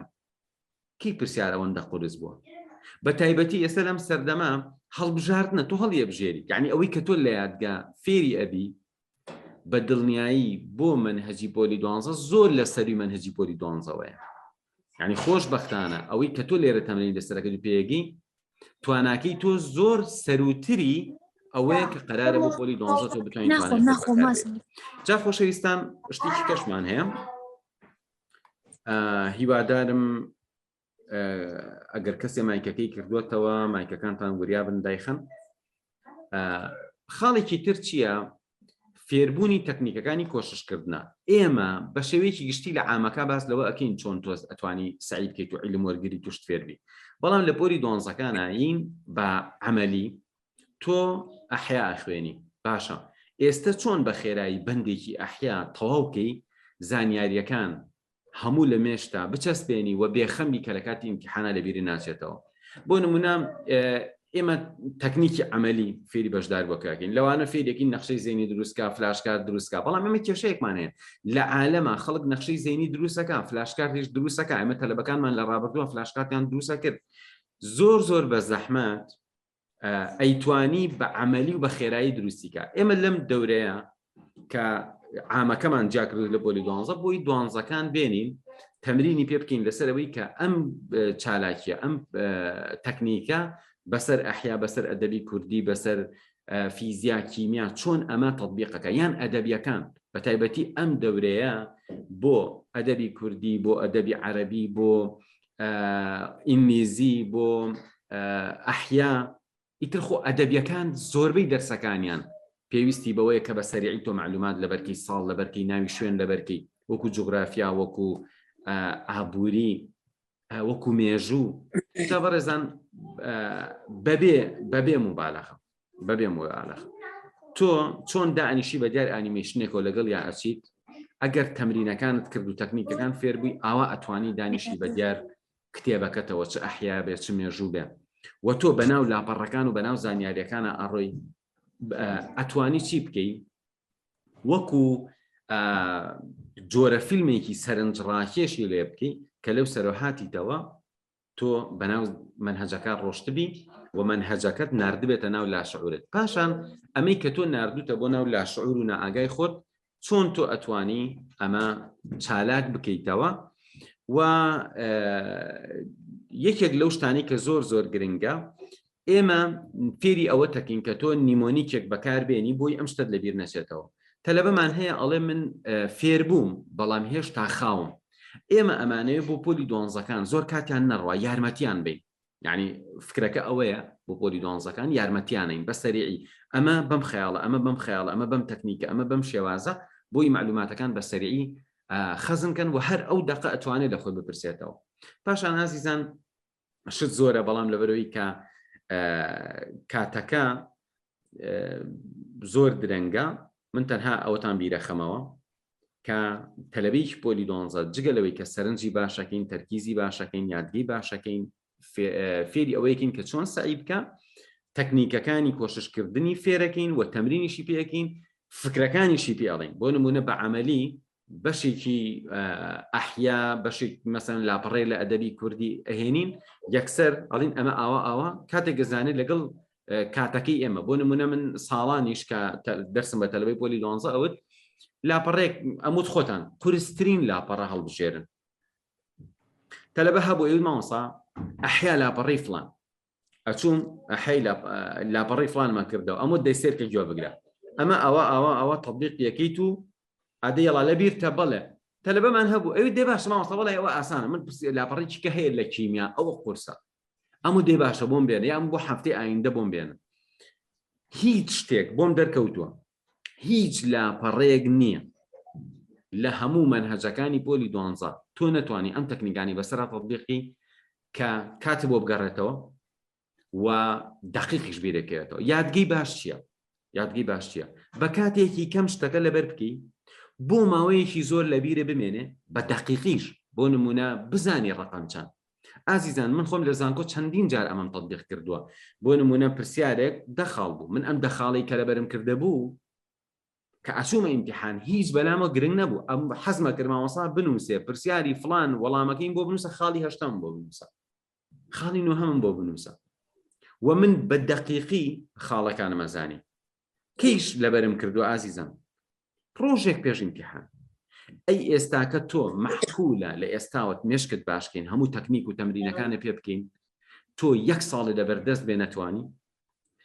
بۆی ئەمێ پێتان بڵێ ئەم ساڵ بە هیوایەکی زۆر گەورەوە تەلەبەی دۆنزە وەرەگرین و ئینشاءالله بە چاوی خۆتانە بینن ساڵی ئایندە سەری ساڵ نەتیجە دوای سەری ساڵ نەتیجە وەرگیرایەوە ئەبینین بەشداربوانی چالاکردنی مێشک تەلەبەی پۆلی دۆنزە کە لای ئێمە جددی بوون ئەم دە ڕۆژە ئەم دە هەفتەیە بە جددی هێناویانە بزانن چی ئەخولقێنن و چی ئەکرێت و من زۆر بەوە گەش بینم هەر ئێستاکەش ئەگەر نامەی ئەو تەلەبانە بڵاوکەینەوە کە ئەم ساڵ دەرەجەکانیان زۆر بەرزە یان نامەی ئەوانە بڵاوکەمەوە کە چۆن لە پۆلی دۆنزە دەرەجی زۆر بەرزیان بەدەستێناوە بەسە بۆ ئێمە بڵین سەلمان دوومانە جام خۆشەویستانم من لە ساڵی 2004ەوە بە جددی خەریکی فێرکردنی خەڵکم و تەمرین بە خەڵکەکەم لە 2004ەوە تا ئێستاکە ساڵ بە ساڵ تەجروبەمان پیا کردووە ئەمڕۆ گەشتوینەتە ئەوەی یەکێک لە کێشەکانمان ئەوە بوو ئێمە تەلەبەیەکە هاوماوەی دەرسمان پێوت نەمانەتوانی بەردەوامین لەگەڵیا بەڵام ئێستا ئەم طریقەی ئۆنلاینە منهەجێکی زۆرە خەینە بەردەستی و بەردەوامیشین لەگەڵیا بۆیە لێرە تەلەبەکەش ناڕوە هەتایەتەوە ئەڵێ ئەوە تا ئیسفادەم کرد بەڵام من بۆ نمونە دەیان و سەدان تەلەبەم لە پۆلی دۆنزە دەرەجەی زۆر باشیان هێناوە بەڵام ساڵانە دووسێ تەلەبە نامە بۆ منە نێرن یا مەسەلەن هەیە وەکوتم پێرێن 3-4 ڕۆژ لەمە پێش تەلەبەیە گەڵێ من ئەم ساڵ تەخەڕوجەکەم لە بەشی ئەندازیاری من تا پۆلی دۆنزە تەلەبەیەکی ئەوە نەبووم لە پۆلی 12 هاتم یادگە فێر بووم و دەرەجەیەکم هێناکە خۆم باوەڕم ناکرد بەڕێزان ئەمە دوای چەند ساڵ بە منی ئەڵێت دوای 4-5 ساڵ بە منی ئەڵێ بەڵام ئێمە لە چالاکردنی مێشک کە کاریگەریکی زۆر باشی هەبوو چکە تەلەبەکان کۆمەڵی هاوکارمان هەیە کە عەزیەتە کێشن خەمی تەلەبەکان زۆرە خۆن و لەگەڵیانان و تەمرینیان پێ ئەەکەن و ئەگەر پرسیارە کێشەیەکیان هەبێ یەکسەر بەدەمیانەوەن و ئەمە وای کردووە کە نەتیجەکان سوپاس بۆخوا لە ئاستێکی زۆر باشابن و من لێرەوە زۆر سوپاسی مامۆستا عەتاکەم زۆر سوپاسی هاوکارەکانەکەم و سوپاسی ئەو بەڕێزانەشەکەم کە ئەم شەو مداخەلەیان کرد ئەو بەڕێزانی کە بەشداریان کردووە و سوپاس بۆخوا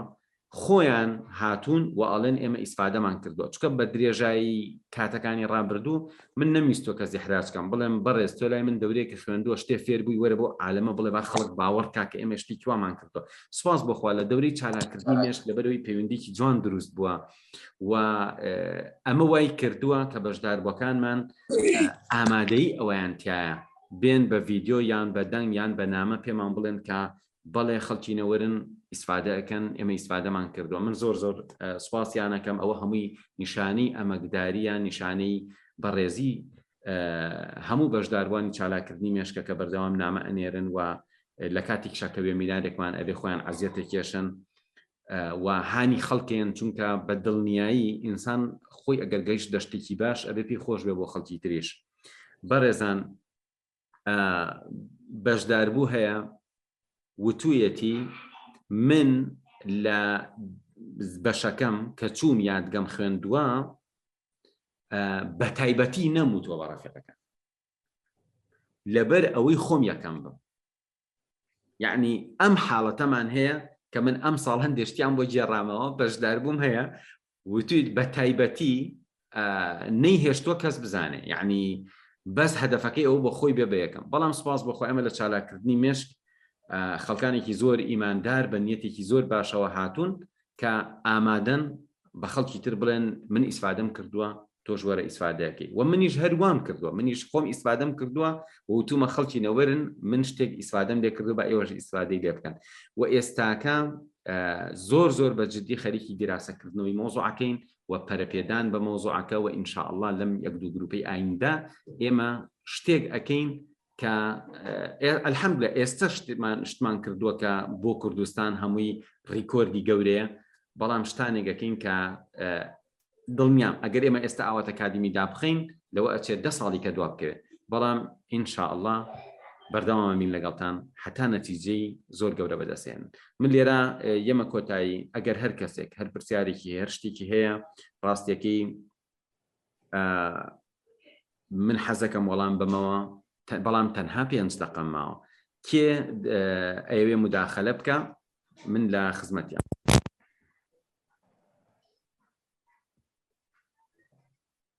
مۆساییان دەستچاوتان خۆش بەیەخوا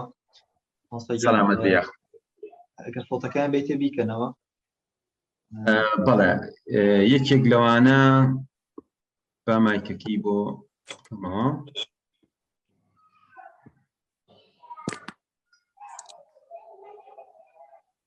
ئەتوانێت خۆی مای بکاتەوە بەس من تەنانەت مۆڵەتی ڤیدیۆشم پیاوە بۆ بەڕێزە هاوڕین نووسراوە ask to unmute بەڵێ هاوڕی ئەگەر بینیتە کەسێکی ماوەسا کەسێک تەنها بە ئایفۆن نووسراوە ئایفۆن لە خزمەتیان بەڵێ سڵاو مامۆستا بێ زەحمەت پرسیارەکەی من ئەوێ ئەگەر بمەوێ فێری زمانی ئینگلیزی ببم ئەلێرە مەنهەجێکەیە پێمان بڵێن ئەوەی بخوێنیان ئەوەی گوێ لێ بگرە یانیش دەبێت ڕۆژانە بخۆمان تەجروبە بکەین و دواتر ئێوە یعنی چی دەکەن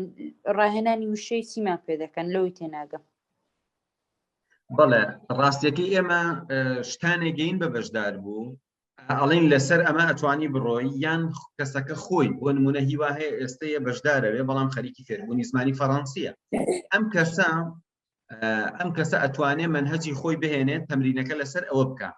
تۆ حەزی لە زمانی ئینگلیزی ئەتوانی تەمرینەکە لەسەر ئەوە بکەیت بەڵام هاوکات ئەوەتان پێ بڵێم لە ئاوات ئەکادیمی ئێمە کۆمەڵێ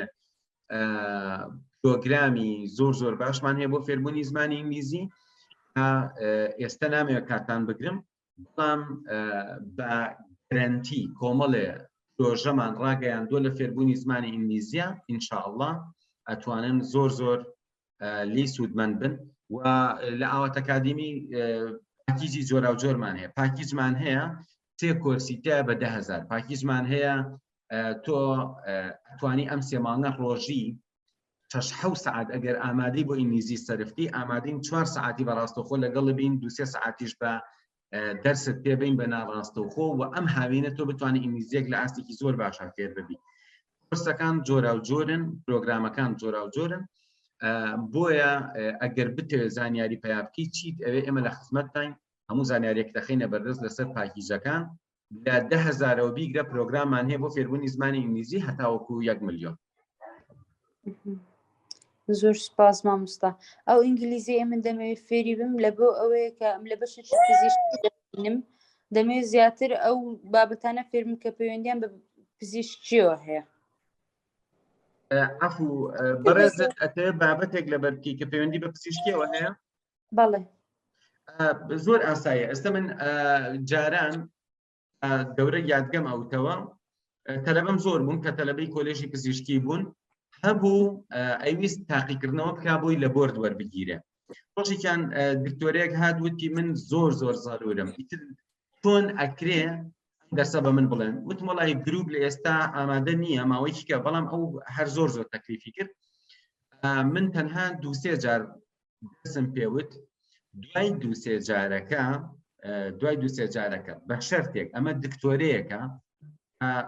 بە هەموو تەمەنی کەسێکی زۆر زیرەک بووە و هەموو ساڵە دەرەجەکانی زۆر بەرز بوون، کۆلێژی پزیشکی تەواو کردووە ئەوێ بۆرد بخوێنێ. ئێستش خواس و پێزانینی هەیە ئەڵێ مێشک و توانای من بۆ وەرگرتنی زانیاری زۆر بەهێزتر بووە. و سپاس بۆخوا ئەم کەسە زیرەکەی کە ئەو هەموو ساڵە بە زیرەکی هێناویەتی توانی کە ئیسفادەیەک لە دەورەی یادگە بکە ئەو منهەجە قورسی کە بۆ بۆرد ئەویست سەعیدکا بکە ئاسان بوو بەلای ئەید. ئێستا زۆر باشترمی باوەڕکە هەر ئەوە نەبوو بگریم بە دیار منهەجەکەەوە، چۆن من بتوانم لە هەر لاپەڕێکە ئەم هەموو زانیاریە بە خێرایی لەبەر بکەم لەبەری ئیمتیحانم هەیە، ئەگەر ئەم ئیمتیحانە دەرەجە نێنم لە بۆرد وەرناگیرم. کەواتە تۆ فکرەکە مهمە، ئەوە مهمە مێشکت چالاک بکەی و تەکنیکەکان بزانیت. در بەڕێزان بەتەکە هەرچی بێت و هەر ئیتوانی وەکو چی وایە، وەکو ئەو وایە تۆ یاریزانێکی ئاسن بی، زۆر پاڵەوان بی، بتوانی بە ئاسانی 100 کیلۆ زەخت بکەیت. ئیتر تۆ هەڵگرتنی هەر شتێک 40 کیلۆ 50 کیلۆ بێ بۆ تۆ ئاسانە. بۆیە بەڕێزان کە تۆش گەشتی بەو توانە بەرزە بە دڵنیایی منهەجەکە کۆلێژی پزیشکیە، منهەجەکە فێربوونی زمانی ئینگلیزیە، بە تایبەتی بۆ نمونە ئینگلیزی ئەتوانی من خۆم چەندین جار تاقیم کردوێتەوە، سەریعی زمانێکی تازەم هێناوە لە ماوەی هەفتەیەکە 1-2 کەلیمەم لەبەر کردووە. ئەڵمانی تاقیم کردوێتەوە، بۆ فەڕەنسی تاقیم کردەوە، بۆ یابانی تاقیم کردەوە، بۆ زمانی تورکی. لەبەرەوە ئەوەی کە من ئەیڵێم لە 100% گومانی تیانە ئەم تەکنیکانە بەکاربێنێت و ئەتوانی بە خێرایی زانیاریکی زۆری تازە ناو مێشکت. بەڵێ زۆر سپاس مامۆستای بەڕێز. سەلامت بێخوا، سپاس دەکەم. بەڕێزان مامۆستا ئەتا کاتەوە بووە، حەزەکەم لە خزمەتیان نابین و هاوکات کاتەوە بووە، بەڵام ئەکرێن لایڤێکی کە بکەینەوە لە کاتێکی کا و وەڵامیان بینەوە، یاخود ئەکرێ ئەوان هەر پرسیارێکیان هەیە ڕاستە و خۆ نامە بۆ جەکە بنێرن ئەگەر داواکاریان هەیە، یان لە گروپی تیلیگرام جارەکانیان بکەن بۆی ئێمە بتوانین وەڵام بینەوە. جا مامۆستا ئەتا بەڕێز دەڵی چی؟ مامۆستا گیان دەستچاوتان خۆش بێ، خوا زۆر سپاس بۆ قسە جوانەکان. مامۆستا گیان وڵی کاتەوا بوو بەڕاستی بەدڵنیاییەوە 1-2 پرسیارێک هاتووە، ئەگەر جوای بمەوە پێوا بێ ئینشاڵڵا تایبەت لە خزمەتیان نابین. زۆر چاکە، کەواتە من خواحافیزی ئەەکەم پاش وەڵامدانەوەی ئەو 2 پرسیارش، ئەگەر پرسیارەکە تایبەتە بەوەی کە من جوای بەمەم لە خزمەتتانە مامۆستا گیان هەر خولەکەی ئینشاءڵڵا جوای بەیاندەمەوەی تر ئەو بەڕێزانە توانین سراحەتی خۆیان بکەن و دەستچای ئەوش زۆر چاکە. بەڕێزان هەر کەسێکە ئەوێ با گوێبیستی ئەم وەڵامە بێ، پاشان لەلایەن منەوە خواحافیزیتان لێکەم من لەگەڵتان ئەمێنمەوە بەواتای ئەوەی کە لە تەلیگرام و لە پەیچەکە و وەلایڤی ترم ئەبێن تەنها خەبەرێک ئەمێ پێتان بەم ئەوەیە لەم نزیکانە کۆمەڵێ وێبیناری تایبەتم هەیە لەسەر بابەتی پەرەپێدانی مرۆیی چۆن بزانی ئەم شتەی کە ڕاهێنەرێک بە تۆی ئەڵێ علمیە یان نەخێر خورافاتە ئەمە ڕاستیە یان نەخێر فڕوفێڵە ئەمە زانستە یا زانست نییە و تۆ چۆن پەرە بەخۆتەی چۆن ئەتوانی لەناو ئەو هەموو شتە تیجاریە شتێکی ڕاستەقینە جیا بکەیتەوە. زنجیرەیەک وێبینارم هەیە زنجیرە وێبینارەکە بەبێ بەرامبەرە داواکارم کە ئەو شتانەی تایبەتە بەوە شێری بکەن بە خەڵک بڵێن بە خەڵکی سوودمەند بێ ئینشاءڵڵا من لێرەوە هاوکارتانە بم و کۆمەڵێشت هەیە بۆ هەمووانە خۆشە زیاتر لە خزمەتانە ئەو کاتانش هەر ئەکرێ بەردەوام پەیوەندیمان هەبێت لە ڕاستەوخۆکانە و من بتوانم لە خزمەتانە بم وەڵامتان بەمەوە لێرە خواحافیزیتان بێکەم خۆتان دەکەم. مامۆستاگیان پۆستەکەم بیتی دۆستشتاتان خۆش بێڵم. سەلامەت بیا.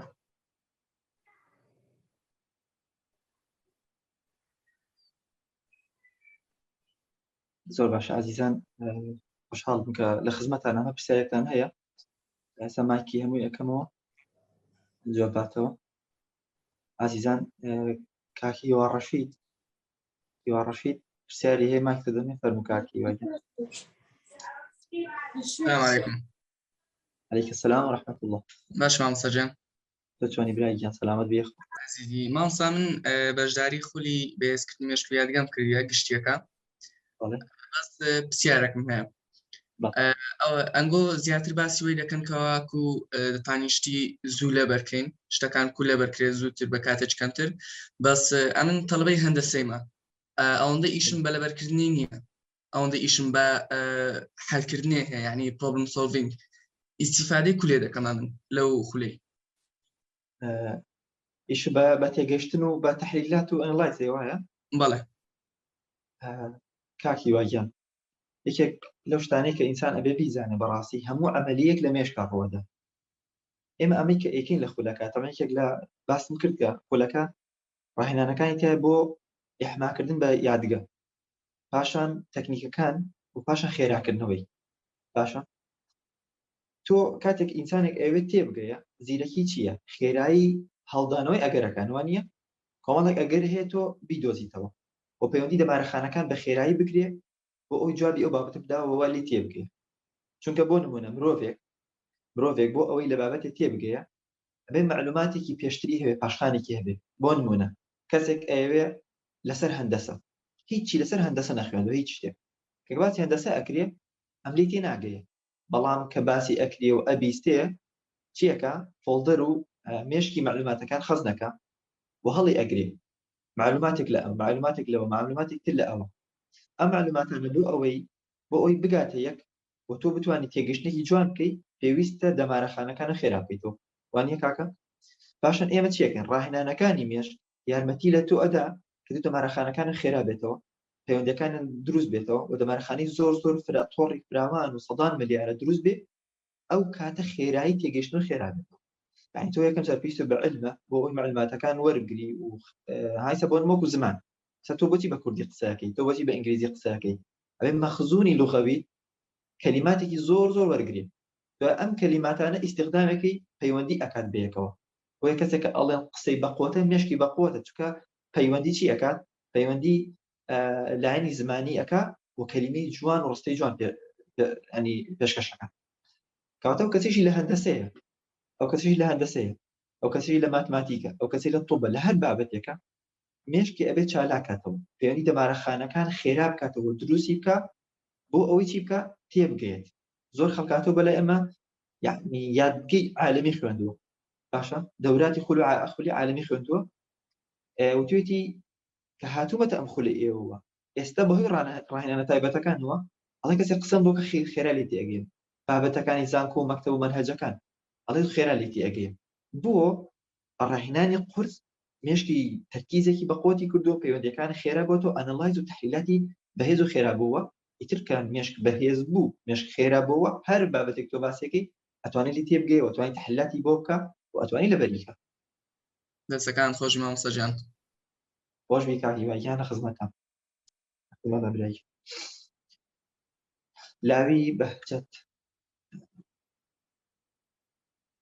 فەرموو لاوی بەهجەت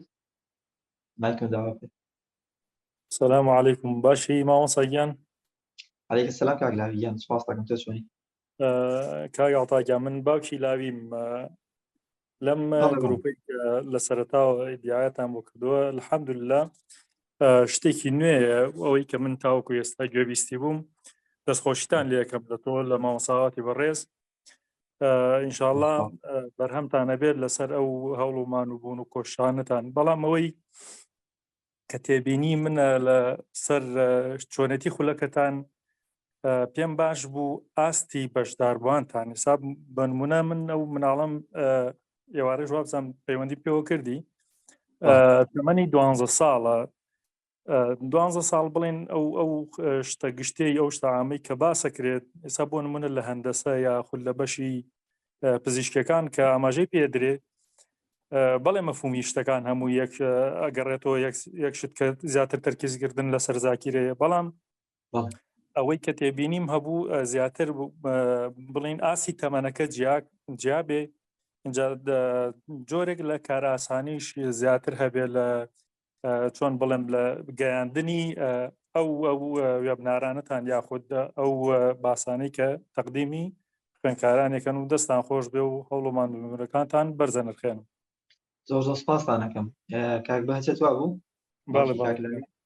خۆشحاڵم دەست خۆشە بۆ بداخەلەکەشت. وڵای یەکشت بڵێم کاک بەهجەت هەموو ئەو بە ڕێزانی تر ئیشکردن لەسەر یادگا و لەسەر مێش قورسترین ئیشە بەڕاستی قورسترین ئیشە لەبەر ئەوەی من ئێستا ئەگەر بە کەسێک بڵێم ئەتوانم وا لە تۆ بکەم بیتە پزیشکی و بچێ دکتۆرێ باوەڕەکە بڵێم ئەتوانێن بازرگانێک باوەڕەکە چونکە نمونەی واقعی هەیە هەر بەشێک هەندەسە بێ دیزاینەر بێ هەر شتێکە تۆ باسی ئەەکەی خەڵکی باوەڕەکە چونکە لە واقع هەیە بەڵام بابەتی مێشک و یادگا شتێک نیە لە واقع بێ وە قورسترین بابەتە و واقعی و دەوروبەر و ژینگەکانیش هەمووی دژاتی تۆ ئەەکە. بەڵام سوپاس بەخوای گەورە ئێمە کۆمەڵی بەشداربوومان هەبووە تەمەنی 11 ساڵ بووە 12 ساڵ 13 ساڵ 14 ساڵ هەبووە هەتا وەکو 40-50 ساڵ بابەتەکان سوپاس بەخواکە علمێکی بەو قورسیە بە شێوەیەک باسکراوە بە شێوەیەک بە خۆماڵی کراوە بە زمانێکی ئاسان و کوردیانە باسمان کردووە کە ئەو کەسانی 11 ساڵ 12 ساڵ هەبوونە ئاستی زۆر بەرزیان پێشکەش کردووە. ینی من زۆرم پێخۆشە بوو ئەگەر ئێستا بۆ نمونە لەو بەڕێزانە ئەگەر لێرە بن بۆ نمونە ئەوانەی کە تەمەنیان کەمە حەزمەکە مداخەلە بکەن و باسی خۆیان بکەن لە بابەتەکە کە چیان بەدەستێناوە. ینی بۆ نمونە کاگە دیارمە نەبوو تەمەنی 11 ساڵە لە تەڵەبەی مەکتەبە کۆریەکەیە دایکی ئەڵێ لەو کاتە دەستی کردوتە ئەم خولە کتێب و وەرەقە نابین لەو ناوە هەر دێتەوە یەکسەر لە مەکتەب شتەکانی لەبەر کردو ئەڕاتە ئیمتیحانەوە دەرجەی تەواوی تاوەهێنی ئیسراحەتمان کردووە لە قورئانە گەیشتوتە تەسەورکەن ئینسان 11 ساڵێک گەیشتوتە چەندێ گەیشتوتە کەمتر لە 5 دقە لەبەرکردی لاپەڕەیەکە و ئەتوانێت بە ژمارەی ئاەتەکانیشەوە لەبەریکات ئەمە واقعی و ئەمەلیە دایک و باوک و کەسوکارەکەی پەیوەندیەکەن و خۆمان ڕاهێنانە پێەکەی ئەمە 11 ساڵێک و 12 ساڵ و 13 ساڵ هەمووی هەمانە 20 ساڵێکمان هەیە کەسانیشمانێت لە 40 ساڵن هەر گەیشتنە بەم ئاستە ینی خەڵکمانەوە هەبووە لەبەرکردی لاپەڕەیەکە لە 1 هەفتەوە گەیشتوتە 5 دقە لە 1 هەفتە گەیشتوتە 5 دقە کاکە دیار دایکی ئەوێت ئەگەر لاپەڕەیەکی بە 10 ڕۆژ لەبەرکردایی مەمنوع نەبی ئێستا لاپەڕێک لە 5 دقە و 10 دقە لەبەر ئەکات ئێستا مەکتەبەکەی بۆ چۆتە پێشەوە زمانەکەی چۆتە پێشەوە. ئێمە بەڕاستی حەزمانە کرد کە پرۆژەیەکمان هەبوو بۆ خواردەمەنی 10 ساڵیش هەبێت بە عەمەلی خۆلی چالاکردنی مێشکێن پێ بڵێن بەڵام تا ئێستا نەگونجاوە ئومێد دەکەین کە خی گەورە یارمەتیمان بە کە بتوانین ئەو پرۆژەی ئینشاڵڵا سەر بخەین و ینی خەڵکانێک هەر لە مناڵی و گەورەیەکەین بەڵام ینی بابەتی مێشک و یادگا شتێک نیە لە ئینسان تێپەڕێت. ئیمامی شافعی و زاناکان 70 ساڵ و 9 ساڵ بوونە من الغلاف إلى الغلاف لم سر بو أوسر قرآن لبر كردو قرآن شصل لا قرية كسر فتح الضمة وكلمة وآياتي كان بير نشوته كاتشتك قابلية اشتك أتواني بكري بلام آية دورو بركة يارمتي أدا وآية جنجك شون دروس أكاد وهر أوي إما لجنجيك و دري أكين جنجيك ناتواني يعني جنجيكي زور حلدان وراهنان ورقيتا دروس أو قصي بو كسي كين كبزيشكا أو كسي كين ك هەر ئیشێکەکە و ئەو تەڵەبەیە و هەر ئاستێک هەمووی لێتی ئەگە سوپاس بخوا و ڕاهێنانەکان هەموو شتێک توانە بیکە وەنەتیجەکان هەموو کەسێک ئەتوانێت ئەگەر 50 ساڵێک بێ ئەگەر 10 ساڵێک بێت لەسەر هەوڵدان و تێکۆشان و دەوروبەرەکەی ماوەتەوە. دەست خۆش بێ. زۆر سپاس مامۆستای بەڕێز. سپاس بۆ ئێوەش قوربان، لە خزمەتانە خۆشحاڵ بووم. سپاسانەکەم لە خزمەتانە. ڕۆشن خان ئەوزانم داوای السلام عليكم. عليكم السلام ورحمة الله. بس صوتان كزاقر كذا ما مصيان والله كيوم ليه تاجبين بركيتهم خوش حالهم. قلت لي مامصة السلام عليكم. دستان خوش بدست عليكم مامصة. دست خوشت عليكم مامصة. سلامت بيا خبر راسي لو برنامج من دانش متى دياري و تمام وصا مقصد بوي كي وكم من 83 سالة بوي كي رقم يانزا سا هريه كان يعني برنامجه بەڵێ مامۆستایان تەمەنیەوە تەمەنی گەنجیە لە دوای 40 ساڵی ئینسان ئەگەیتە تەمەنی کامەڵبوون و گەنجی و مێشکی زۆر باشتریشە. لە دوای 65 ساڵی ئینسان بەرەو پیری ڕوانێت تا 60 ساڵیش دەرەڵێن گەنجە لە حقیقەتەوە بۆ 11 ساڵێک والله راسي من يعني هني أخو خوينواري وامني هالسرتين تواو كذا بس الحمد لله لقى القرآن خريكم يعني حزم لي بو فيربوني لغاية عربي مش بهزبي لقى بقرآن لبركردن لقى يتركوا إن شاء الله بس راسي ما يعني يكي راسي ما مصاني امتارة بيبرامبر أبي لو زودانيش بديرو بس نامي كتير من بو بيج وتم يعني تواناي أو مني بتوانم يعني 200,000 هيا توانايني أولا وتيان بنجا القيا أينيرين بوتان قوتان قبيلي بقرن وتم قرون كردناهم بو بدأي لسر أو بتوانم. بالي روشن خان أو خلي تومار كراوكيا 18 ساعة وبزان صوت دوانية أو دەتوانین خۆت تەماشای بکەیت و گوێ لێ بگری و ڕاهێنانی زۆر و زانیاری و معلوماتی زۆری تایە بەڕاستی سفادی چاکی لێ ئەەکەیت. بەڵام ئەوەیە کە ئێمە ئەو خولیشمان هێناوەتە ناو خولی چالاکردنی مێشکەوە لە پرۆژێکی زۆر گەورە بە ڕاهێنانی خۆمان و سەرپەرشتی تایبەتی ینی هاوکاریتان نەکەین ئینشاءالله. تۆ توانی ئینشاءالله دوای بەڵێ عفوا قصكت يعني أويتي مقصد يعني هر أينيري يعني والله تجربة درسكتان تجيتان كردان لك الراهنات كان كربة قطابة كانوا وأنا كان هاي إنتاكا أينيرن. لا بس تومار كراوة أو تومار كراوة ما وصعات مدرسة كان شرحك معلومات وخوراك وتكنيك وبنما كان ياد جو استراتيجية كانوا بكاريران وراهناني تركيز وراهناني وين أكلوا أوني هموتيا إن شاء الله يعني استفادة ليبكن إن شاء الله بإستفادة بكون استفادة ليبكن. بالله إن شاء الله استفادة زور ليبكن. إشتاني بيوني فيه كتاب دواي معلومات زيادة فيه باشا لا طيب نعم بودني. باشا إن شاء الله ما وصل استخوش به. سلام دي خوش حاول نخدمة. سلام دي إن شاء الله. كرد أشتي هرم برز. كرد أشتي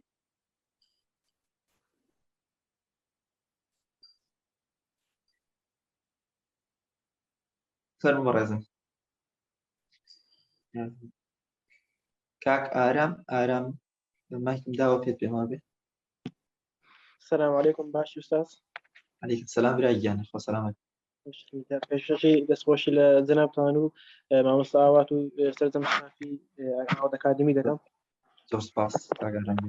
پاداش خێرتان داتۆرە سەر ئەو ئەکادمیە دەورەیە. من بەداخەوە نەمتوانی بەژاری کەم لە گروپی سێ گروپی چوارە مامۆستا چۆنە و کەنجی دەکرێت ئەگەر هەندێک معلومات مام دێ لەسەری. کاکەڕاهی بەڕێز گروپی چوارم ئینشاءالله لە ڕۆژایە سعات 2 بۆ 4 ئاسترانە ینی دو پاشنیوە ڕۆ هەر کاتێک گروپ بەشدار بووان ینی بەشدار بوو هات ئینشاءالله دەست پێکەین و بەروای دەست پێکردنتان پێ ئەڵێن. ئێستا کۆمەڵێک بەڕێز بە ناوی نووسیە و ئامادەیە بۆ ئەوی دەست پێ بکە و حسابەکەیان ناردووە بۆ ئەکادیمیە. ئینشاءالله بە زمان ساڵای لە زەحمەتە کە بتانم ئێواران پێ دانی بەیانیان پێم بکرێت. ئێواران ناکرێتەوە لە پاشەوە ئێواران نییە لەگەڵ گروپی سێم دەتانم بەژاری بکەم ئێستا وەڵی کاک ئارامگیان نامەمە بۆ بنێرە هەندێک بەشدار بوو هەیە لە شەوانە ئەڕاتە ڕۆژ ئەگەر شوێنەکانین بوو ئێوە خەمە شوێنی باشە یان هەندێک کەسی ناوی نووسیوە و ئێستا مەسەرەن بەهۆی زۆروفێکە و دوای ئەخە شتێک ئێوە خەمە شوێنی ئەگەر مەجاری تا بوو باشە برایگەن ئینشاءالله ئەی ئوستاز سیارەشکە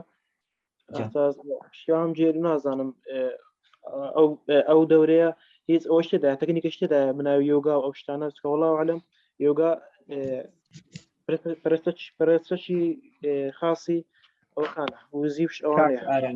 کاک ئارامگیان ئەلحەمدولیلا ئێمە تا ئێستا دوو گروپ ڕۆشتەوە مامۆستاش 20 ساڵە لەو بابەتە ئیش ئەکات بابەتی یادگە و مێشک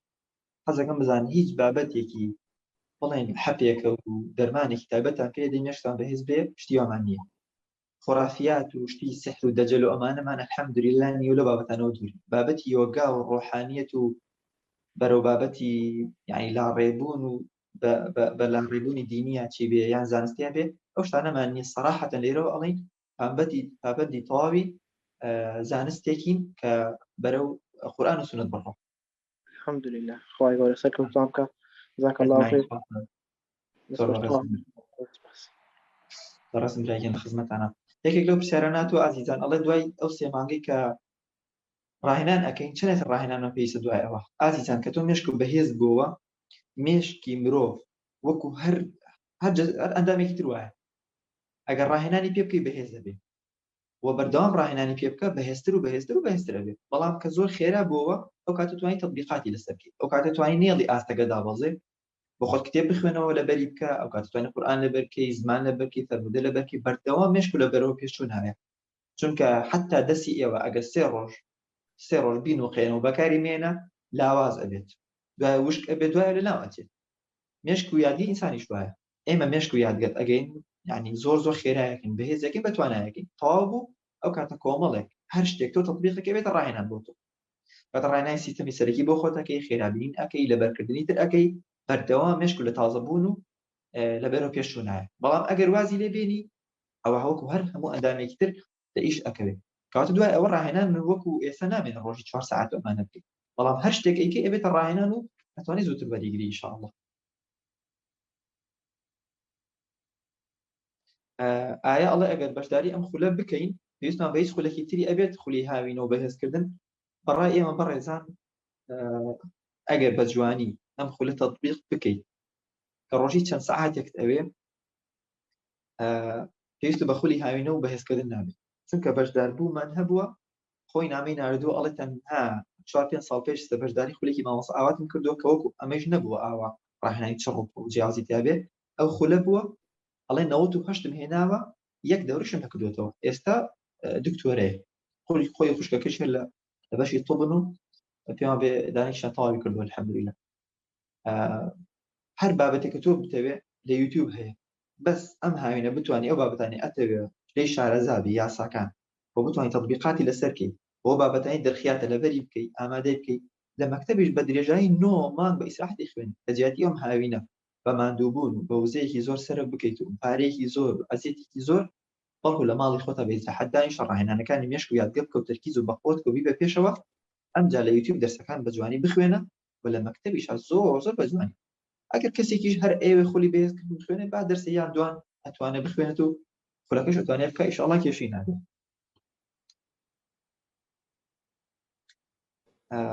متین جلال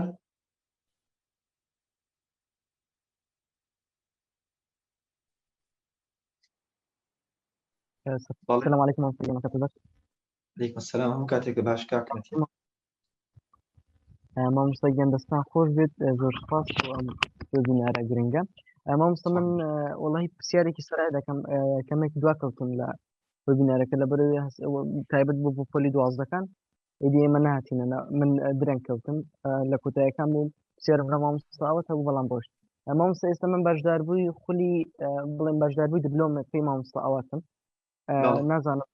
هیچ زانیارێکم لەسەر ئەم خولیاتگەیە نییە یعنی دەبێت بزانم ئەم خولیاتگەیە گروپی چەندەم بەشدە ئێستا ناونووسین بۆ گروپی چەندەمە و کەی دەست پێ دەکەن کاک مەتینگیان بەخێر بێ یاخوا کاک مەتینگیان لە مانگی چەندەمی تێرمی چەندەمی لە دبلۆمەکە ئەوە والله کردوتمە پش و بە حکمەوەی لە فایناڵەکە لە ئیمتحانی فایناڵدام لە زانکۆم لەگەڵ گروپی حوتەمم هەر لە مانگێکەکەمەوە بە مامۆستاوانم گوتم ئەمجارێ ناتوانم ئیدی مانگێک دوا کەوتم ئینشاءالله پاش 15 ڕۆژی تر دەست پێ دەکەمەوە لەگەڵ گروپی حوتەم. زۆر باشە. کاک مەتینگیان تۆ ئەگەر کاتە هەبێ بەشداری خولی چالاکردنی مێشکەکە بکە، دوای ئەوە توانی بەشداری خولی دیبلۆمەکەش بکە ئینشاءالله بۆ گروپەکانی تر. بۆ گروپەکانی تر؟ بەڵێ. ئەنجا گروپی چالاکردنی مێشک بۆ بزانم بە شێوازی ئۆنلاین بەڕێوە دەچێت؟ بەڵێ بەڵێ بە شێوە ئۆنلاینە، ڕاستەوخۆ تۆمارکراویشی تایە، هەفتەی 3 دەستان هەیە لە هەردوو شکڵەکە، لە هەردوو شێوازەکە، هەم ئۆنلاین و هەم ئۆفلاین. نزیکی 3 مانگە خایەنێ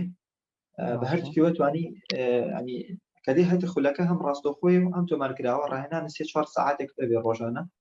ئەگەر کاتەوە بۆ بڵێ خولی چالاکردنەکە ئەخوێنم 4 ساعت ڕاهێنانەکەم و 4 ساعتی بۆنم لە ئەدەمە دیبلۆمەکە زۆر باشە و یعنی بە هەردووکیوە توانی زۆر باشی پێشکەوی ئینشاءالله. بەڵام ئەگەر بڵێ لە دوانەکانمان بخوێنم، ئەم هینی مامۆستا ئاواتی چەند جار پێشنیاری کردووە کە خولی چالاکردنەکە بخوێنە مێشک و بەهێزکەرەوە دوای ئەو ئینشاءالله زمانەکەش بێن. والله ئەوە شتێکی گرنگە. ئەی مامۆستا هەتا ئێستا چەند گروپ ڕۆیشتووە لە خولی یادگە و مێشک؟ 2 گروپ ڕۆیشتووە، گروپی 3 و 4 لە ماوە دەست پێەکە ئینشاءالله. سێم دەستی پێ کردووەتە؟ نا سێم ئینشاءالله یەکی 6 دەست پێەکەن و تێست و هەڵسەنگاندنی یادگایە نەکرێت. ئەدی گروپەکەی تر؟ گروپی 4 چاوەڕێی بەشداربووانین، کۆمەڵێک بەشداربوو ناوی نووسیوە، ئەوان لە عاسران هەیە لە سەعات 2 بۆ 4 نیوەڕۆیە، ئەنی عاسرە دوای نیوەڕۆ. هەر کاتێک بەشدار بووان زیاد بوون ئینشاءالله دەست پێەکەین و بەروارتان پێ ئەڵێن و داخل گروپتان ئەکەین. بۆ ئەوەکەی تر ئەوەی گروپی سێم لە چ کاتێکدا؟ چییە؟ گروپی سێم چی؟ یعنی چ کاتێکدا وانەکانیان دەخوێنن مەبەستمە؟ شەوانە کاک مەتینگیان. تۆ دەڵێ گروپی 4 لە نێوان لە کاتژمێر 2 شەوانە سەعات 9 بە 11 کاک مەتینگیان. ئەنجە ناتوانین ئێستاواتە ناتوانین لە گروپی سێم ناومان بنووسین؟ واللهی ناو تۆمارکە ئەگەر شوێن هەبوو ئەو ئەگەر شوێن هەبوو ئەوە ئینشاءالله دەتوانین تاکەین داخلی گروپی سێم تاکەین ئەگەر شوێن هەبوو. بەڵام ئەوەی دوای یەکی 6 ناو بنووسێت بە هەم بە ینی ئەخرێنە هینەوە، ئەخرێنە ئەسرانەوە. ئەوەی دوای یەکی 6 ناو بنووسێت کات تاوا نامێنێ ئەخرێتە ئەسرانەوە. بەڵام تا ئێستاش دوان ناو بنووسن مەجال هەبوو ڕێک داخلتان نەکەین ئینشاءالله بۆ گروپی سێم و کاتەکەی شەوانە 9 بە 11. زۆر باش. وڵڵی زانیاریەکانی تریشم پێویستە مامۆستا ئەگەر بە تایبەت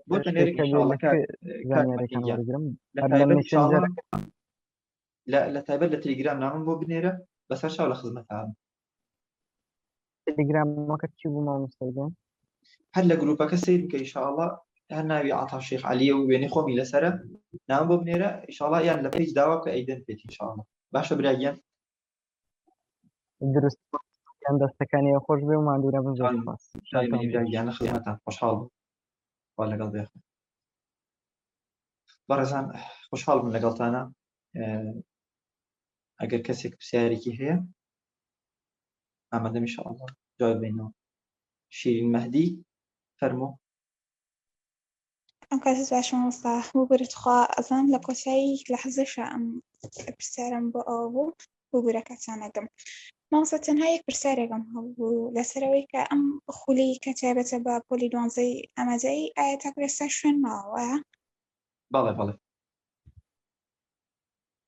شوێن ماوە نەخرێتە گروپێکی ترەوە بۆ نمونە بۆ ئێسش کە باست کردوتت ئەگەر شوێن نەمابێت ئەخرێتە گروپێکی ترەوە. تۆ پۆلی 12 وانە ئەم ساڵستە پۆلی 12 ئینشاءالله ئینشاءالله لە گروپی یەکەم شوێن ماوە کاتیش ماوە بەشداری بکەن بۆ ئێوە. زۆر باشە زۆر سپاس. سپاس بۆ ئێوە خواتان بەخێر. ئەڵێ کێشەی شەرمکردنم هەیە ناتوانم بە باشی قسە بکەم بۆ خەڵک. ئەم خۆ یارمەتیم ئەدات باش بم. شەنیار ئەو پرسیاری کردووە. وەڵا زۆرێک لە بەشداربووەکان خۆیان ئەڵێن کە ئێمە پێشتر نەمانتوانین لە مەجلیسا قسە بکەین معلوماتێک زۆرمان لابوو کە قسەمانە کرد شەرمنی و عارەق و ئەمانەمان کرد طبعا ئەگەر ئەوە ببێتە نەخۆشی ئەوە پێویستی بە چارەسەرکردنی تایبەت هەیە ئەوە لای ئێمە نییە بێت لە ماوەسە ئاواتیان ڕێنماییکار و پزیشکێکی دەرونی بێ بەڵام لە حاڵە کاتێکی ئاسایی کە خەڵک عادەتەن هەیەی ئەوە ڕاهێنانمان هەیە کە ئەو شتانە خۆی چارەسەر ئەبێ لە ماوەی ئەو 2-3 مانگە ینی زۆر بەشدار هەبووە بەشدار بوو توێتی ئەو حاڵەکاتن چارەسەر بوو توانای قسەکردن و شەرم نەکردن و دەربڕنی معلومات و ئەمانم زۆر باش بووە لەخوا بەزیابێ ئەڵێ لە ئەپی ئاوات ئەکادمی لێش ڕاهێنان تەمرین و ڕاهێنان هەیە بەڵێ تۆمرین و ڕاهێنانی زۆری هەیە مامۆستا دایناوە ئەتوانی ڕاهێنانی تێ بکەیت و ئیسفادەیەکی زۆر لێ بکەیت بۆ یادگە و تەرکیز و زۆر بابەت نەمام ئەڵێ ڕیکلامەکە خولەکە نووسرا بێ بەرامبەر کەچی ئێساڵێن 250-335 ئەوەی چۆنە ئەوە تەنها وێبینارەکە بوو ئەم وێبینار لەسەر معلومات و چۆن مێشک چالاکەکە و ئیسفادەکان و ئەوانە ئەمە بێ بەرامبەر بوو وان خولەکە نرخی هەیە خولەکە بەهای زۆر گەورەیە بەڵام نرخێک دانراوە لە ماوەی 3 مانگە 250,000 داشکان بۆ گروپی چوارم کراوە بە 235,000 وەشتوان کەس بەشداری کرد شڵ اللهم صل على سيدنا حبيبنا محمد كاك باشا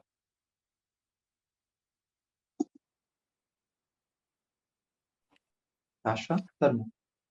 ئەم کاتت باش مامۆستاگیان دەست خۆش بوو بۆ وینارەکە بەڕاستی بە سوود بوو وەکو معلومات کە وەرم کرد بەڵام پرسیارێکم هەبوو لەسەر ئەوەی کەسە من وەکو دایکێک ئەتوانم ئیسفادێ لەکەم بۆ مناڵەکەم مناڵەکەتان چەند ساڵە 4 ساڵ و نیوە 4 ساڵ و نیمە لە گروپی یەکە بەشداربوو هەبووە ئەڵێ بەڕاستی ئێستا ئەزانم مناڵەکەم چۆن پەروەردە بکەم و چۆن وای لێکم هەر لە ئێستاوە مێشک و تەرکیز و یادگەی و کەسایەتیشی بەخۆ بێ دایما ئەڵێ ئەگەر قسەیەکی هەڵەگەر پیاوە کتێب بخوێنێتەوە خۆی خوێنێتەوە بەس ئافرەتێک کتێب بخوێنێتەوە ئەوە خێزانێک کۆمەڵگەیە بۆ وایە کتێب بخوێنێتەوە بە دڵنیایی دەتوانی زۆر کاریگەری باشە لەسەری هەبێ لە ئێستاوە لە پەروەردەکردن و لە خۆراک و لە سراحەت و پاراستنی مێشک و یادگیشە استفادەی لێ بکەیت ئەمە جیا بۆ خۆت و دەوروبەرەکەشت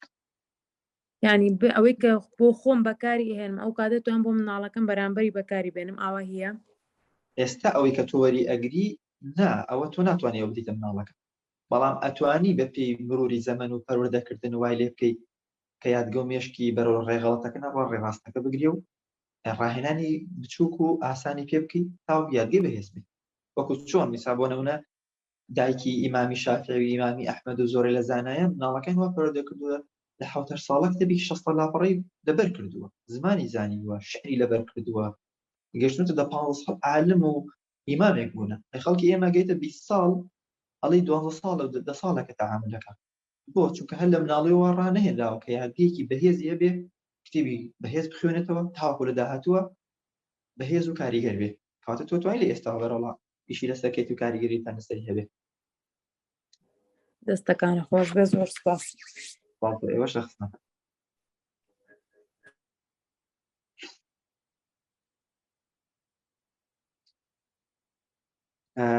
دکتۆرە شەرمین ئەڵێ من زۆر سوودم لێ بینیەوە بۆ مناڵەکانم ئەوە الحەمدوللا خۆشی لە گروپی 2 بەشداری کردووە لە زۆر سوود لێ بینیوە کورسی چالاکردنی مێشک ئێستا ناتوانم بەشداری کورس هەیە کاری نەکۆم ئەڵێ بۆ مانگی 7 کورسی هەیە بەڵێ بەڕێزان کورسەکە بەردەوامە بێ ئینشاءالله ئەکرێ بۆ گروپی 5 ئەو ناوە لە دوای چەند مانگێکی تر بەشداری کەین ینی بەردەوام هەیە بەڵام مانگی 7 گروپی تر ئەکەینەوە ممکنە هەر لە ڕۆژە بتوانین بیکەینەوە ئینشاءالله ئەو کاتە خەبەرتان پێدەین و بڵاوێکەنەوە ئینشاءالله ماوەستا من تاخیر هات نازانم شتان وتووە هەرچێک ماوەتوە ئینشاءالله هینە تۆمارمان کردووە ئینشاءالله بۆتان دائەنینەوە خەمتان نەبێت ئەڵێ هیچ کورسێکی لێ نادۆزمەوە دوای پێمان ئەدەن ئەتوانی ئەو کۆرسانی کە بۆ فرۆشتنە عەرز کراوە ئەتوانی نام بۆ پێیز بنێری بڵێ ئەو کۆرسم ئەوێ ئەوانیش ئەڵێ ئیمەیلەکەمان بدەرێ بۆتی چالاکەکەنەوە یعنی توانین دوای تەماشاکی بەڵام ئێستا ناتوانین تەماشاکی مەگەر نمونەیەکی بچووک لە کۆرسەکە لە ئەپەکە ببینی نرخی چەنە لە شەوان بۆ پۆلی 12 $200 بۆ گروپی سێم 225,000 لە شەوە لە ڕۆژان 235,000 بەڵام شەوە نازانم شوێن ماوە یان نا ئەوێ دوایی پەیوەندیکەن ئینشاءالله. اللهم صل على محمد وعلى آل محمد.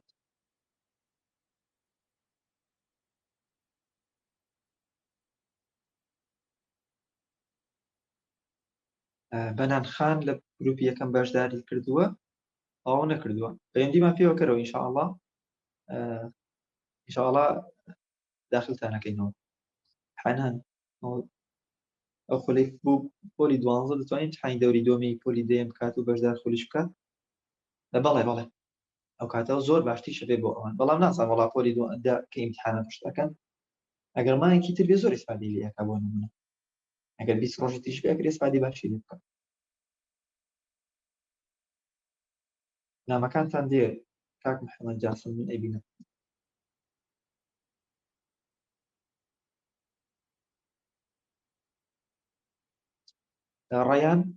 ڕەیان عەلی فەرموو ڕەیان خان.